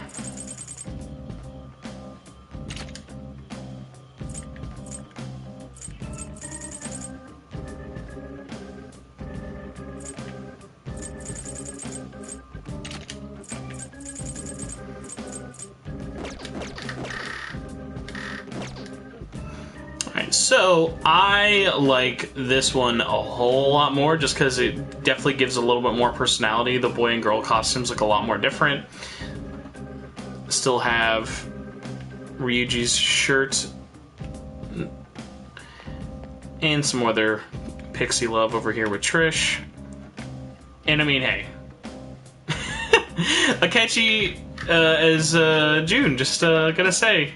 definitely rings home the whole Joker x Akechi canon. And boy, does this game, if you are a fan of Joker and Akechi being best boyfriends forever, this game is definitely up your canon.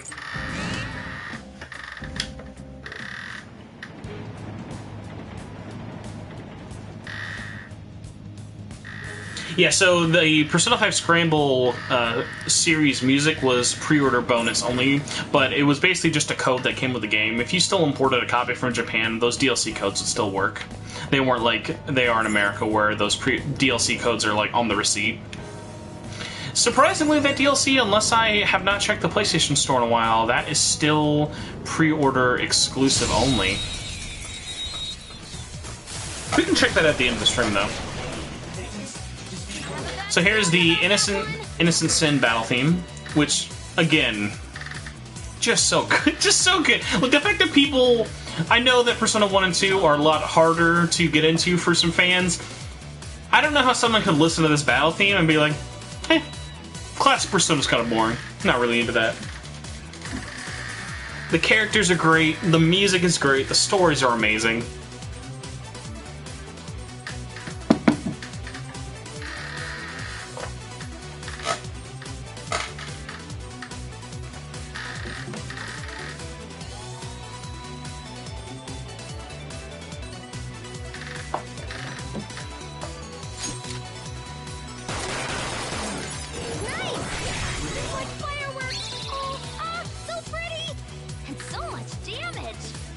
Speaking of my boyfriend.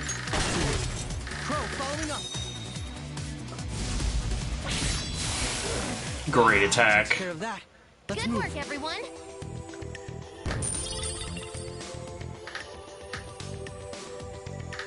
Another result screen that is just so fitting and still works in Persona 5's aesthetic so well, I think, and one that you can just definitely lose yourself to listening and instead of actually looking at the results. Okay. Alright, next up we have, if I'm not mistaken, I think it's either SMTF or 4. Let's take a look-see. Oh no, Catherine, actually. That's surprising. Man, I continue to forget which one these all go to.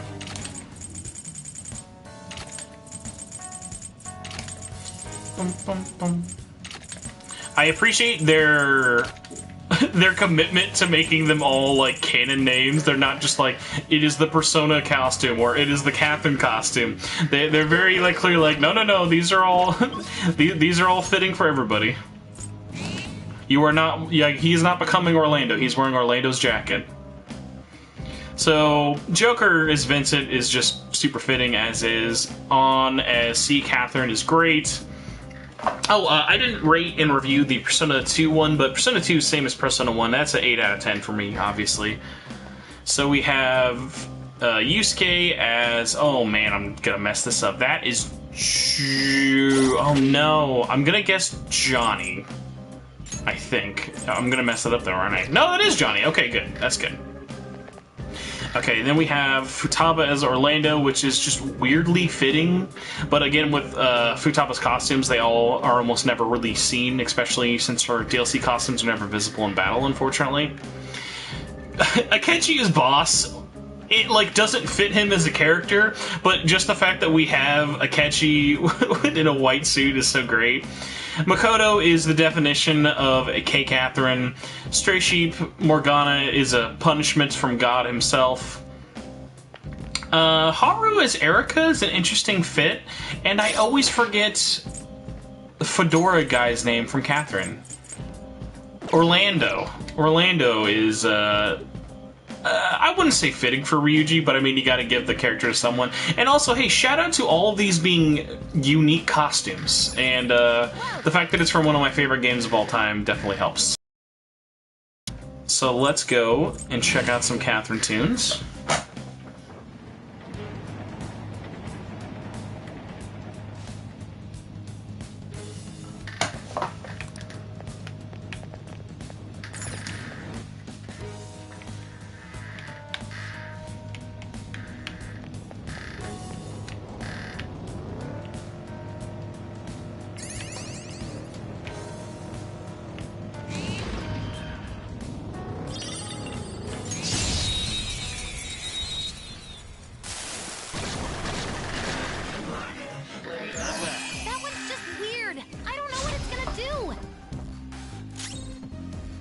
So Catherine's battle theme is obviously Catherine isn't a RPG, so it doesn't really have traditional battle themes.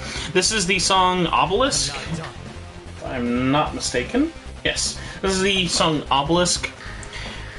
I think it's fine. It's just weird because Catherine is like a great one to have representation because obviously the same dev team who made OG Catherine went on to make Persona 5. It is just an odd one to like. I don't know if this is the song I would pick from it. I would have probably picked something like, I don't know, maybe like Axis Mundi, the final boss theme from the original game, not Full Body, or even like, I don't know. I think this was just like kind of an odd pick. I don't think this song necessarily like represents the tone of Catherine super well.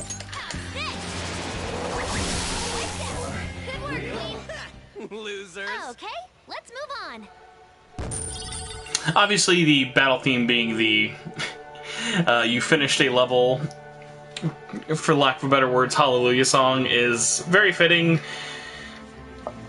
Not one you're obviously going to kind of hear the whole way, because it is kind of an evolving song as opposed to just throwing you in the middle of like a you did it victory celebration. I think a big part of what makes the victory song in Catherine work is when you get up there, it's that oh yeah from like Vincent, like his excitement about having survived a level really rings in that tone a little more. And while you're getting this, obviously you're still running up to the next stage and like it's getting you ready. That's what this is supposed to be, like getting you ready for another stage. So I think it's weird. I think the beginning of this song doesn't really work as a result screen, but this one definitely does kind of get you a little more jived. The Persona DLC, I would give a 7. I think the costumes are great, but the battle theme is just a little not fitting for my taste.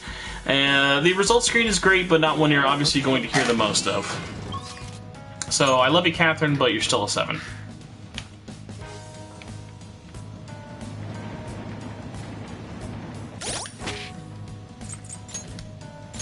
Next up, we have... Oh, here we go. Oh yeah, we are definitely going to be skipping like the butler and Christmas outfit. I think those ones are just kind of whatever. Next up, we have Shin Megami Tensei If, which is so amazing that they included representation for this and SMT4, if not just for the fact like SMT4 actually doesn't really make as much sense. SMT If definitely does, in the sense of like, hey, if it wasn't for Shin Megami Tensei If, we would not have Persona. That's just like a fact. And the fact that there's still not a modern port of SMT If since the iOS port, which has been pulled, is an absolute shame. I think I gave Morgana the wrong costume. Unless I'm crazy. No, I did. Yeah, okay. I forget that he had that outfit. Akechi being from a different school also I think is really, really nice of him, kind of like his setup of his costumes always making him stand out compared to the Phantom Thieves, I think is always a really, really nice touch. And actually, I'm trying to think forget the name of the... Yeah, it's a Hazama uniform. I was trying to remember the name of that one. As some of you guys probably know, SMTF, very popular for the origins of Persona as a series, but has still to this day never received an official port or translation from Atlas, sadly. Oh. So we're going to go back to usual car because we're boring. And I think after this we're going to show off SMT4, Raidou, and call it a day. Also, we have to agree, as a society, that those pants are terrible. Like the horizontal stripes is not a good look for long pants. It kind of works as a skirt for making you look like you have a big butt, but boy, for a guy that not doing you any favors.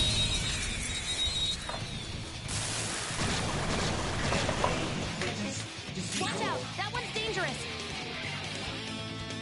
Alright, so from Shin Megami Tensei If, this battle theme is Old Enemy Akira Volume.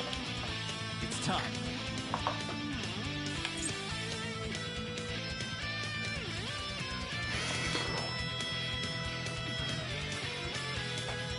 I think it would have actually been interesting if they did the MIDI versions of these songs as opposed to the instrumental. I kind of understand why they did. They're a little more like upbeaty, but I do like the kind of old tinniness of old 8-bit MIDI soundtracks, especially from like the old PC Engine era days and the SNES versions of SMT songs.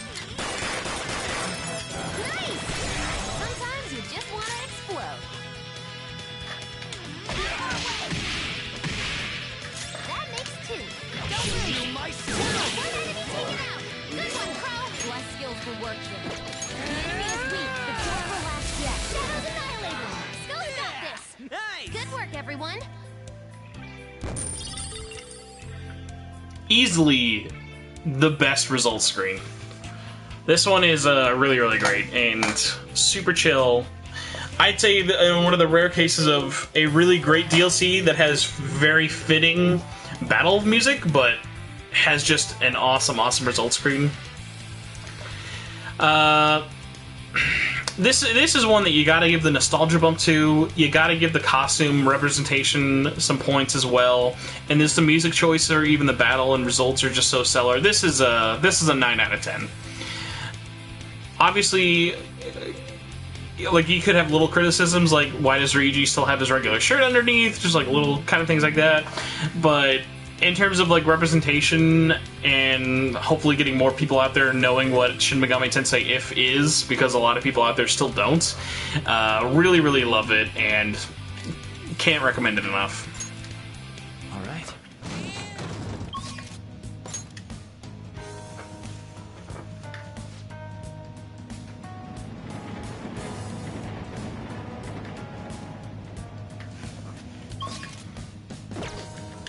Alright, let's go, I think, for our second to last costumes. Let's see, yeah, so, oh no, oh my god, we have some bad ones to show. Alright, we're gonna show these off, but not actually do a, like, battle with some of the, like, poo-poo ones. The butler and maid costumes. Yeah, those do not have any songs to them, and they're just kind of whatever. But hey, we're here. We might as well show them off for everybody.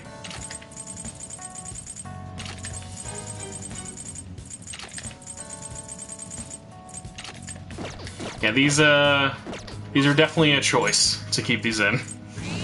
I mean, they're fun as options, but you have to remember a lot of these you still had to download, which is kind of whatever.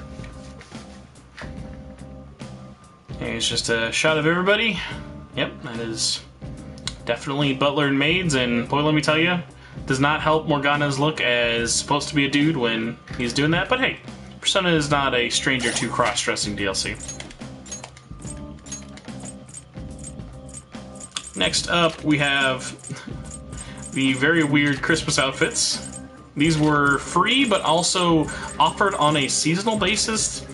I never understood why games did the seasonal DLC thing of like, hey, it's free, but you have to download it for like a week.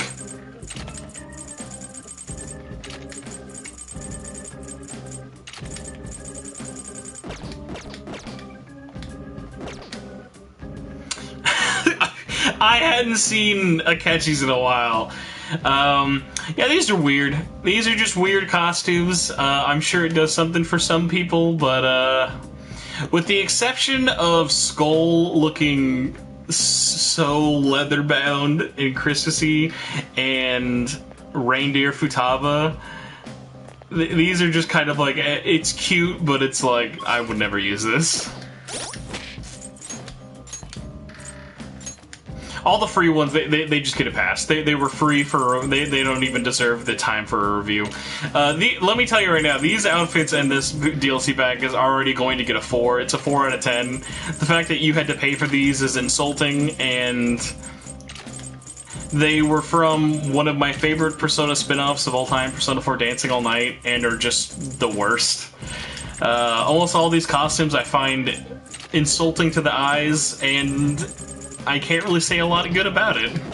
These are the Persona 4 Dancing All Night inspired outfits. Yeah, Yeah, I don't know what they thought Persona 5 dancing was going to look like, but boy, I am glad it was not these outfits. I vehemently hate Ryuji's shirtless look with a passion. Yusuke's star yoga pants are insult to the mind. And Afro Morgana is almost culturally insensitive levels of bad. But let's go and hear the battle theme because it's also bad. Out of all the remixed music for Persona 4 Dancing, they had so many great choices. They could have even just picked the opening song from Persona 4 Dancing, but no. No. They decided what is the best representation of Persona 4 Dancing All Night, along with these really terrible costumes that Spencer bought 3 years ago. Boom, boom, boom.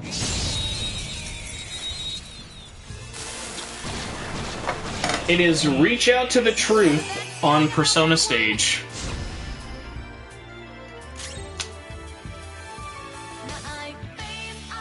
It's like, why pick the final battle theme song from a dancing spinoff as the song you'd want to hear every time you use these? Like, these costumes don't make you think about this song at all. Nice! Like fireworks! Oh, so pretty! And so much damage! Persona! Feel my wrath! Yeah, let's just end this, please. One enemy defeated! Go get him, Queen! You obliterated them! Don't forget this feeling! And then, yeah, you just get the Persona level up song. It's amazing how unfitting that whole thing was. Yeah, it's a 4. It's a 4 out of 10. You tried at least. They, like, at least made new costumes. They were terrible, insulting costumes, but they did make new costumes. Oh, man. See, you can tell I had really pushed that out of the memories of my mind when I see that the first time. These are just so terrible. These are just really bad costumes. Why does his belt buckle say king? So bad. So bad. Next up, on a much better end, we have... This one's kind of weird. So, for Persona 4 Arena Ultimax, they decided to give everyone Shadow Operative costumes. Why, instead of actually make them, like, themed after Arena Ultimax? Or even, like, kind of wrestling themed? I have no idea. As you will see momentarily, they look cool. I don't actually even remember how well the song fit, but we're about to find out. Yeah, so everyone just kind of has, like, we're bad guy masks, because if you guys don't know, the Shadow Operatives were the, like, evil entity group from Persona 4 Arena Ultimax. It's a look.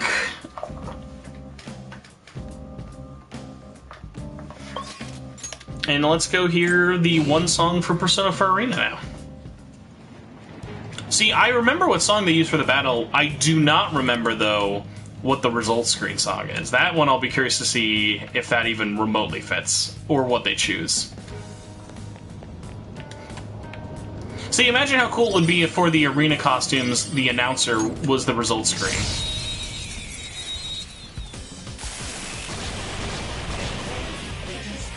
Watch out! That one's dangerous! So this costume set, outside of being a little bit weird in terms of its outfit choice, I think the song we're listening to right now, called The Arena, is a really great fit. It's very upbeat. Persona! No.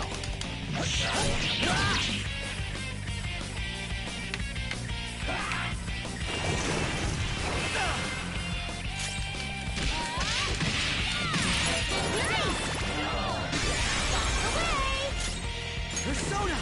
Now, Robin! One enemy taken out! Good one, Crow! Persona! You obliterated them! Nice job, That should do Crow! it. Good work, everyone! Okay. I can jive with this.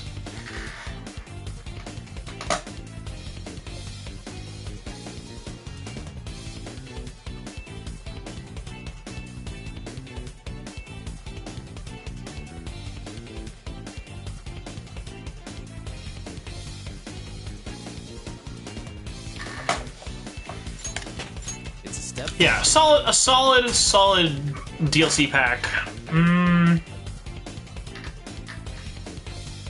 I'd give this one a 7. I think the only points I'm really docking from it is this doesn't scream to me Persona 4 Arena. The Shadow Operatives and the song usage are great. It's just one of those weird ones of like, yeah, I'm just not the biggest fan of the Shadow Operatives look. Like, I know it looks really cool, but it's also one of those things of like, I like the visual looks of Persona 4 Arena and their characters much more than these characters people... Like, you look at this and you don't think, oh, these are the bad guys from Arena.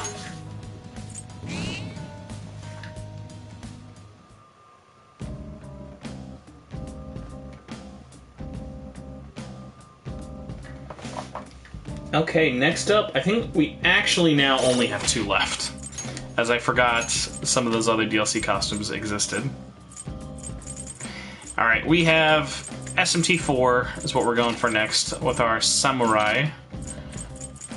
And one of the odd cases of, I think, actually a good use of Morgana for a different costume without looking too much like a hideous Mongoloid. Note I said too much, still a little bit weird. Here's everyone in their samurai costume. I really appreciate the fact that we have different ascots or different colored, like, I guess it'd be bandanas. I don't know why we gave Navars to Futaba. I don't know if that's an insult or whatnot, but hey. Yeah, I gotta say though, Burroughs for Morgana is just super fitting and just looks really good. And I like even they have the little wig for the head there. And this one's going to get many, many good points because, as we all know, the music in Shin Megami Tensei 4 is just an absolute fucking killer.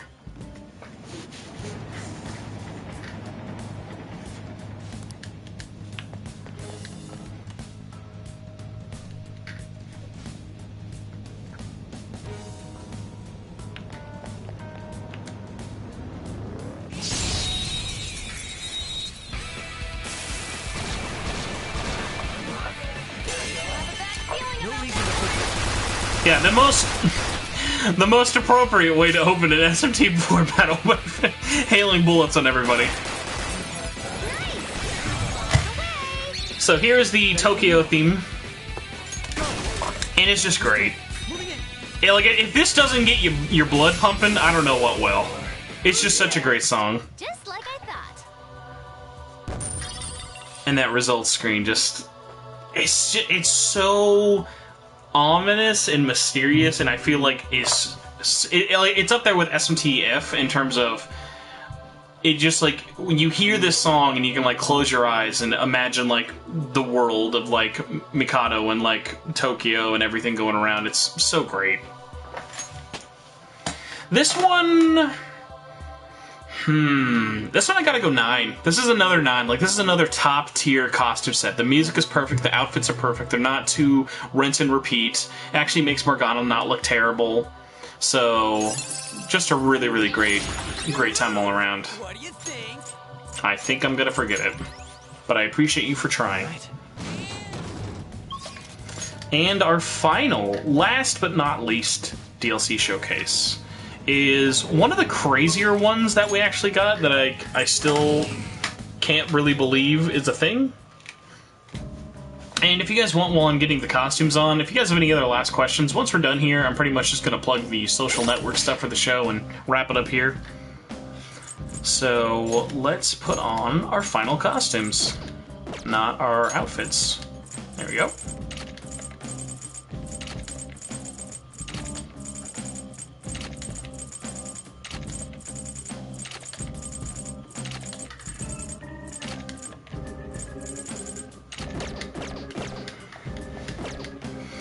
And here we are, I cannot even believe I'm saying this, from Shin Megami Tensei Devil Summoner Raidou, his duology of games actually getting representation. The most appropriate Morgana outfit, amazingly, because there is a cat in that game. And just, everyone looks so good. Like, everyone's outfit choices are perfect. It is truly amazing that, like, this got any amount of, like, callback. Like, the fact that SMTF is there is weird. but makes sense. 4 is like, okay, it's kind of a newer game, so I understand why they would include it. To include Raidou representation from this duology of PS2 games that have never had any other re-release outside of their PlayStation 3 network re-releases is just so crazy. But God, I love it. I love it so much, because like Raidou is such an underrated like series. And his outfit just looks so good. It's just so good, because you have everything. You got the gun, you have the sword, you have the cape. They made the cape look good! And here is the main battle theme. Watch out! That one's dangerous!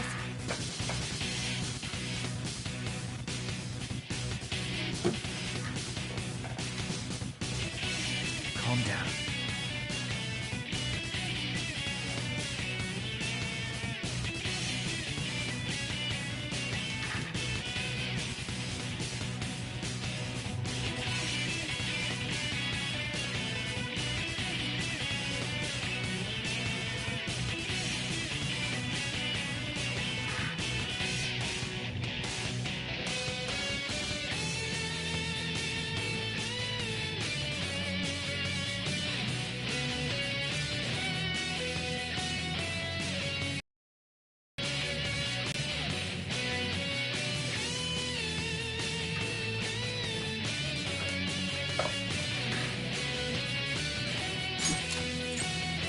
You know what? We're going to try and scrub through a Showtime attack, because I don't care who we get it with, it's just going to look great, and we got to end the stream with a Showtime attack if we can.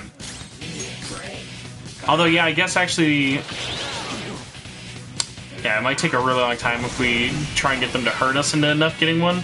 So we're going to... What's a good way for us to lose health and not hurt anybody?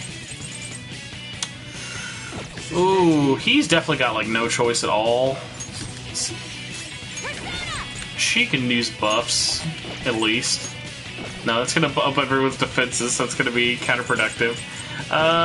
Man, I guess we're just gonna try. If we don't get it, at the very least, you guys can just watch us get hit and listen to great music.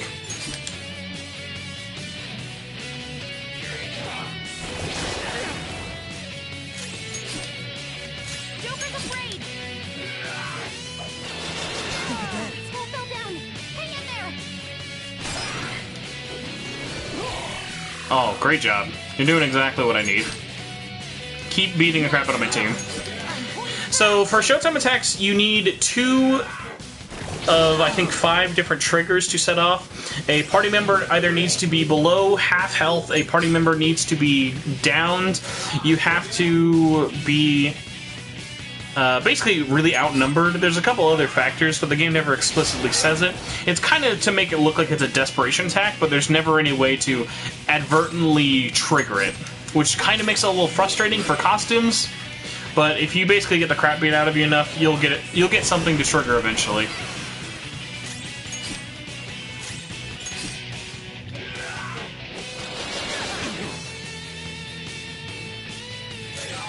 Oh, I know what I can do for just one move and end. There we go.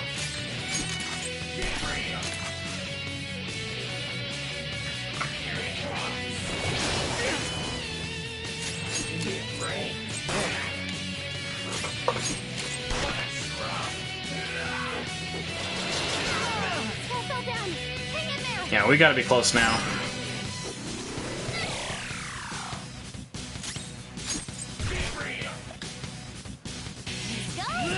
Here we go. Here we go. Might be my favorite one in the game. Yes.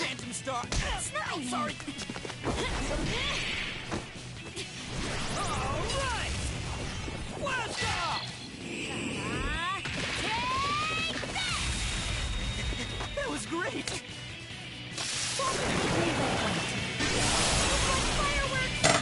That takes care of that. Let's move. So much damage. And everyone, that's what you call a 10 out of 10 costume pack DLC. Does it get a 10 out of 10 bump just because it's representing a sub-series of SMT that hasn't had any love in over a decade? Yes, of course. Am I very biased? Yes, of course. Is anyone going to stop me and complain? No, because guess what? If you're a Raidou fan, you get it. If you're in, you're in. You know what I mean. Ladies and gentlemen, thank you so much for watching this weird podcast. We've never really done a video podcast like this before, especially a one-man show where I'm just going through reviewing and rating and complaining about things. There was a lot of good. There was some whatever. I hope you guys enjoyed this episode of the Shin Megami Tensei Network podcast where we went through and talked about DLC old, DLC new. Is it worth the price? I'm going to end this episode before I even look at any questions by asking one myself, saying Persona 5 Royal, is that a game that you should buy the $60 DLC pack if you have none of it and just want to own all the new stuff?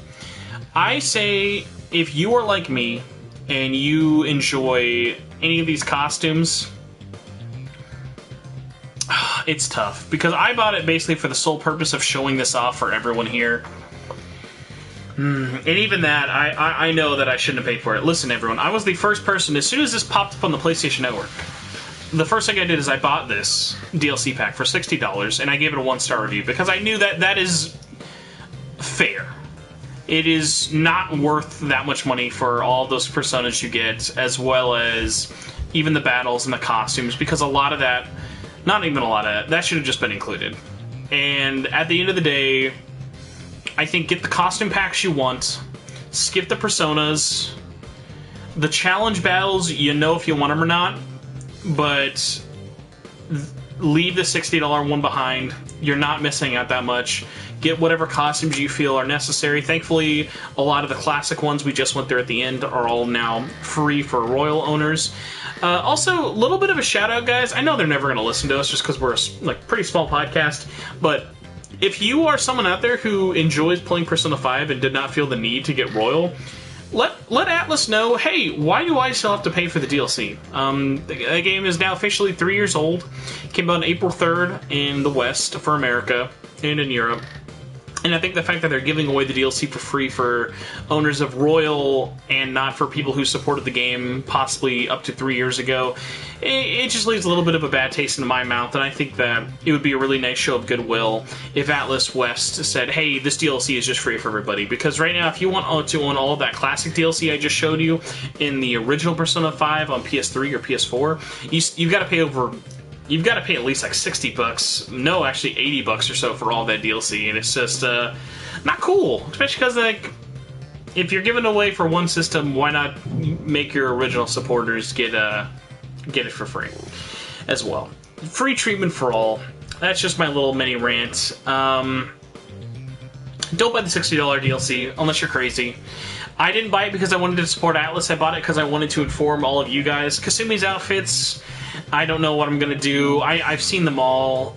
They're almost not even really worth kind of giving a shout out. The only one that is interesting is that there is a unique outfit for her as Ren. I think her as Ren is very fitting. And her Persona Q2 model is fun because she didn't have one, obviously, in the game. But a lot of it is very forgettable. But yeah, don't buy the $60 pass, even though it does save you money. Buy the costume packs you want. Let me know if you guys did buy any DLC, which ones were your favorite, which ones you liked.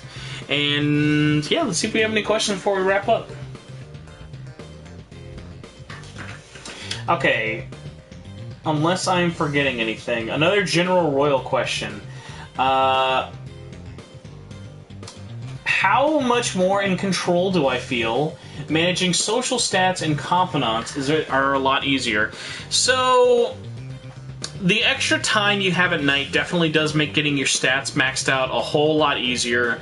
Confidants, you're still kind of playing the same juggling game of, yes, you can get everyone if you have a guide. That's obviously not the most fun way to play it, especially if it's your first playthrough. I think the extra time makes it more lax, but if you're wanting to go for everybody, you're still going to have that kind of rushed feeling. But obviously, like, the game is not designed for you to max everyone's confidant your first go-about, especially if you don't have a guide. So it's not really its intent. I think the extra time does at least help make everything else a lot more kind of fun and easy. And we had another question.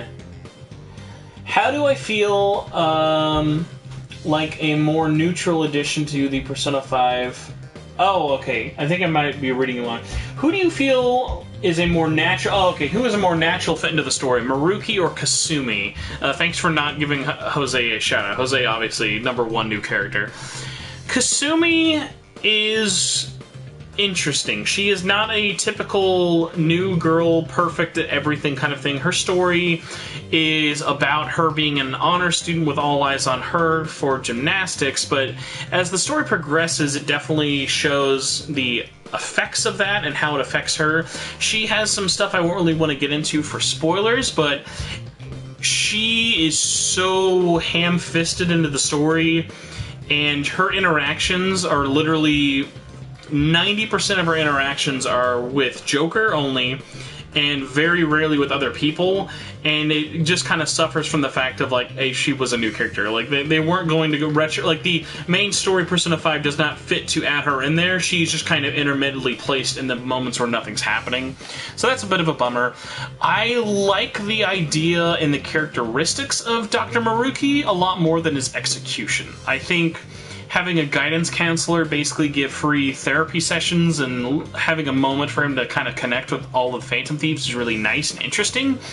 And his character doesn't really sort of show up until later on into his confidant skill, but he definitely gives you some nice bumps, and it's very nice kind of getting to talk to him. Unfortunately, my biggest complaint with him, he's got so few voice lines. You have a lot of interactions with him and talking to everyone, and I think before the third semester, you maybe hear him have fully voiced cutscenes like 3 times. And it's really disappointing. That kind of goes into a bigger problem of Royal adding new voice acting, making all the non-voice scenes stick out like a sore thumb even more. But that goes into more Royal talk as a whole. Let me make sure I didn't miss anything else. I would say Kasumi feels like fan fiction in the sense of her being placed into the story. But I think her time to shine, similar to Maruki, is on the third semester only. The problem with that, you have to remember, is you're asking people to beat Persona 5 all over again to get to that new story, and it makes relating to those characters a lot harder. Like, I would almost even argue the way Marie is implemented into Persona 4, like, I know a lot of people don't love Marie, but Marie feels a lot more like, oh, hey, here is Marie as a character, I'm taking her out, I'm going on things. Like, when you are messing around with Kasumi, she has 5 confidant ranks until the third semester. So, like, once you max out her 5, there's no reason to ever hang out with her again. You're not going to get any other bonuses or anything out of that. Her characterization isn't anything that special, so that's just my thoughts on it so far. I still need to beat the game. Obviously, should be done by... The goal was this weekend, but it's Sunday, and that's obviously not going to happen, but I'm days away. Days away from beating it, thankfully, and I'm very excited and glad that I'm beating Royal. I will say I'm amazed after having marathon through Persona 5 for the last couple of months, playing and immediately jumping into Royal. I'm not sick of it, which is a huge surprise to me. I was really worried that jumping into 5 and then immediately hopping into Royal, I was going to be super sick of this world, and I'm really glad I'm not. But either way, guys, that has been this week's episode of the podcast. Thank you very much for putting up with me. If you watched the audio only version of this podcast, you are a true trooper. I'm really only putting it up audio wise just for prosperity, because it would look weird if 165 was video only. Either way, thank you guys. You can catch me online. I am at Torchwood4SP. You can also find the podcast on Twitter. Podcast is at SMT Network.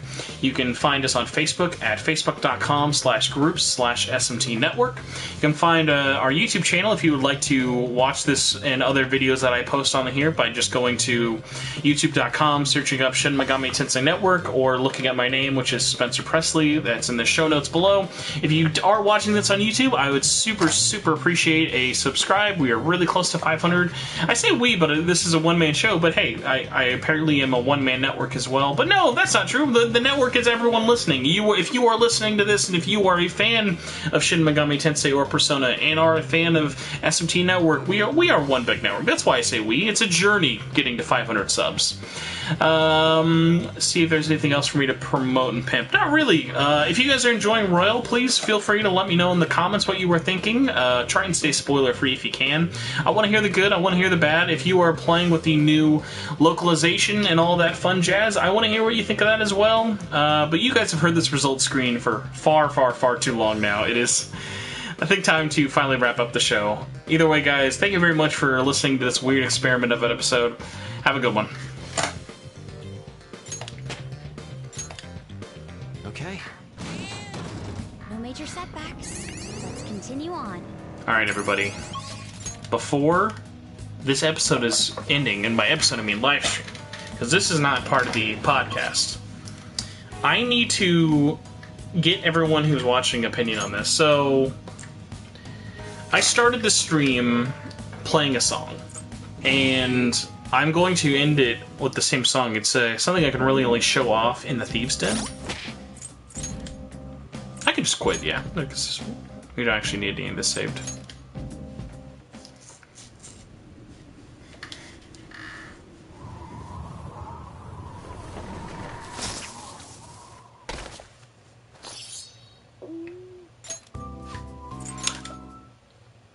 Alright, so there is a track in the Persona 5 soundtrack that I had such an earworm for, and could not get it out of my freaking head. And I was wondering if anyone's ever, like, heard, I think it's just called, like, Driving in the Desert, or, like, Driving to... It's like Driving to something. It's the song that plays when you enter Futaba's palace. And... here we go. It is the song that plays when you're entering Futaba's palace and driving to the pyramid. But the weird thing about it is, the song is like 80% just cheap, like, it just sounds like a 70s porno. It's just like whatever. It's not like a good song, it's not a bad song. But they have they use in the melody for like the last 30% of the song. It's like a minute and a half song, it's not even very long, of Futaba's Palace's theme, the one I'm forgetting. It's like back when Mom was around or something. It is so good that I wish it was just like cut into its own thing, and I just wanted everyone's thoughts on this because it is such a great, like, not even 30 seconds, probably like 10 to 20 seconds of music, but God, I love it. This last little bit, and I want everyone to hear this before we end the show.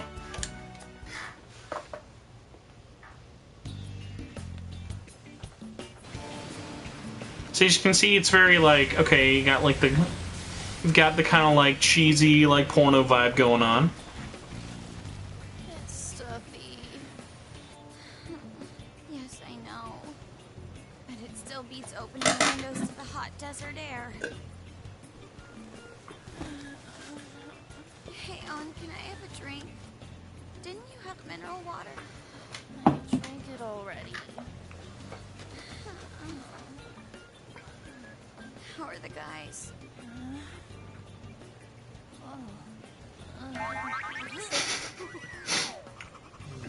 Also, after this next little scene, everyone please look at Yusuke's face. His smile is there for like a second, but it is so funny. Morons. Right here. That little smile on his face is so perfect.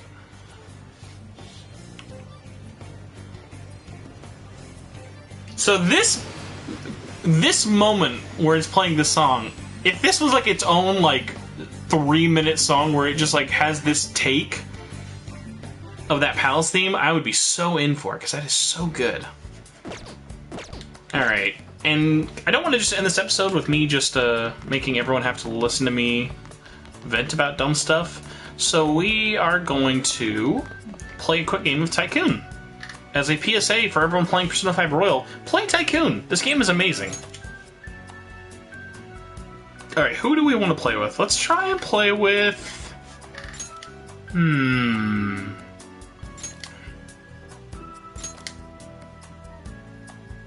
This is a good cast. Yusuke, Futaba, and Haru. That's a good. Let's do serious. May I join? So, I'll play first? Two at once!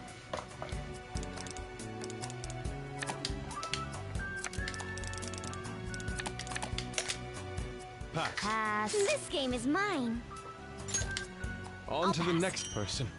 If I must. I'll play this. I can't play. How about this? Pass. I'll pass. Pass.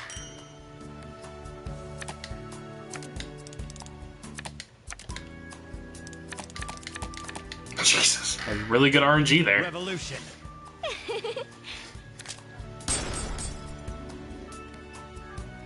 I don't think so. Counter revolution. What? I've never had that before. Wow.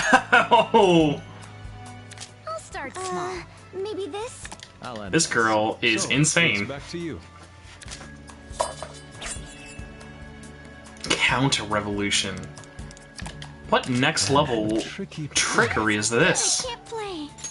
I shall pass. Guess we'll start here. Maybe this one? This should do it. nothing. I can't play. Alright, this is gonna be close, but I think we can do it. It's over. Futaba's gonna be really close for me. This one. Ooh. My I apologies. can't play. Slow and steady. I'm good. This game is mine. My Crabbers. apologies. I'll pass. Aha, a pair. Now that. Oh, I knew she had doubles.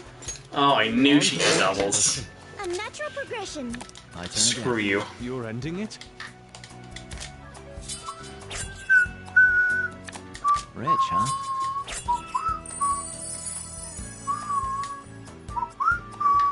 Can you keep that up? Next person. I'm poor. Oh, I've lost. The sound clips from this game are just amazing. Let's start with lowballin'. Take this. Now, shall we begin?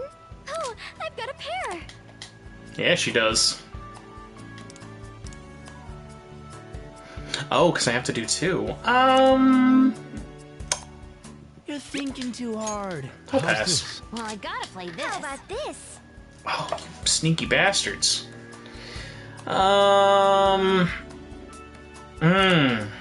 Dang. They're really pushing me to want to do it. Fun. Yeah, I might as well. It's time to attack. I can't play. I'll play it safe. There you go. On to the next person. Let's start here. Best to play it He did safe. just say I'm poor, which is the most Yusuke thing you could ever say. Let's pick up the pass. pace. I'll have to pass. I shall pass. I'll pass. And I do not feel like I'm doing very good. I have a lot of duplicates, but I'm really How's this? struggling here. I'll play this. It's time to attack. Next person. Y'all are killing me here. Can you keep that up? There you go. Y'all need to stop. Do it. Skip. Oh my god, I'm in trouble. Yusuke is destroying. To this. By step. Maybe this? I'll end this. You're ending it?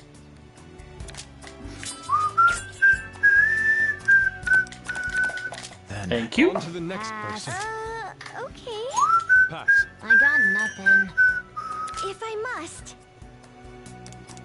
I hope I can finish soon. Pass. Pass. It's I'll too have to strong. pass. Don't tell me you're done. I see. I shall pass. Pass. Ooh, he's got a low number. We've got a really good On to chance. the next person. Next person. Oh, baby! That was a clutch turnaround.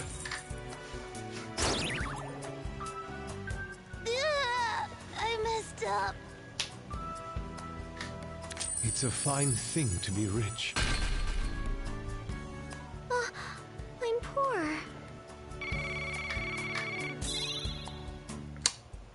Alright, we just need to beat this one. We are solid. Let's exchange... Game sucks. What do I play Oh, first? wow. That was a really good trade. Here's a pair. have to stall a little more. If they could explain how... Now! I'll pass. I'll pass. I don't have any. If they could explain how the exchanging works, like if it's just like a random shuffle, you could easily play this game in real life. This is really, really fun. On to the next I'll person. pass. I say. How's this? Maybe this? This game is mine. Oh, oh, yeah, because they don't have doubles. Now! Pass. What? I think not. What she Two of got? spades? Oh! If I Oh, this game has a really good. This game has a really good feed loop to it. My turn again. You're ending it? I say. I could work. would enjoy nothing more than if this was online multiplayer. I shall pass. pass. I say. This could work. Pass. I'll pass. Well, this This looks should do dire. it. I got nothing. I'll pass. There's an order Step to this. by step. Just have to stall a little more. This could work. Pass. Oh my god! Oh no! On to the next person. Well, there's a chance we might get messed up. Tycoon. Okay, no, we're good because of turns. There we go. Too And high. it's gotta see who's Here. got the most points at the It's end. a fine thing to be rich. Ooh, he might win. He got second twice Four. and first once. What? Ooh, okay, good. Alright. We still came through in the end. You get 10 coins. A fine showing. Alright, everybody. That was this week's episode of the podcast with some bonus Tycoon for anyone out there watching on the video stream. Thank you guys again for watching. And I'm going to be really lazy and just put this little song in for the final credits because I don't want to have to find it on my own. And it's the best little bit of songs we have.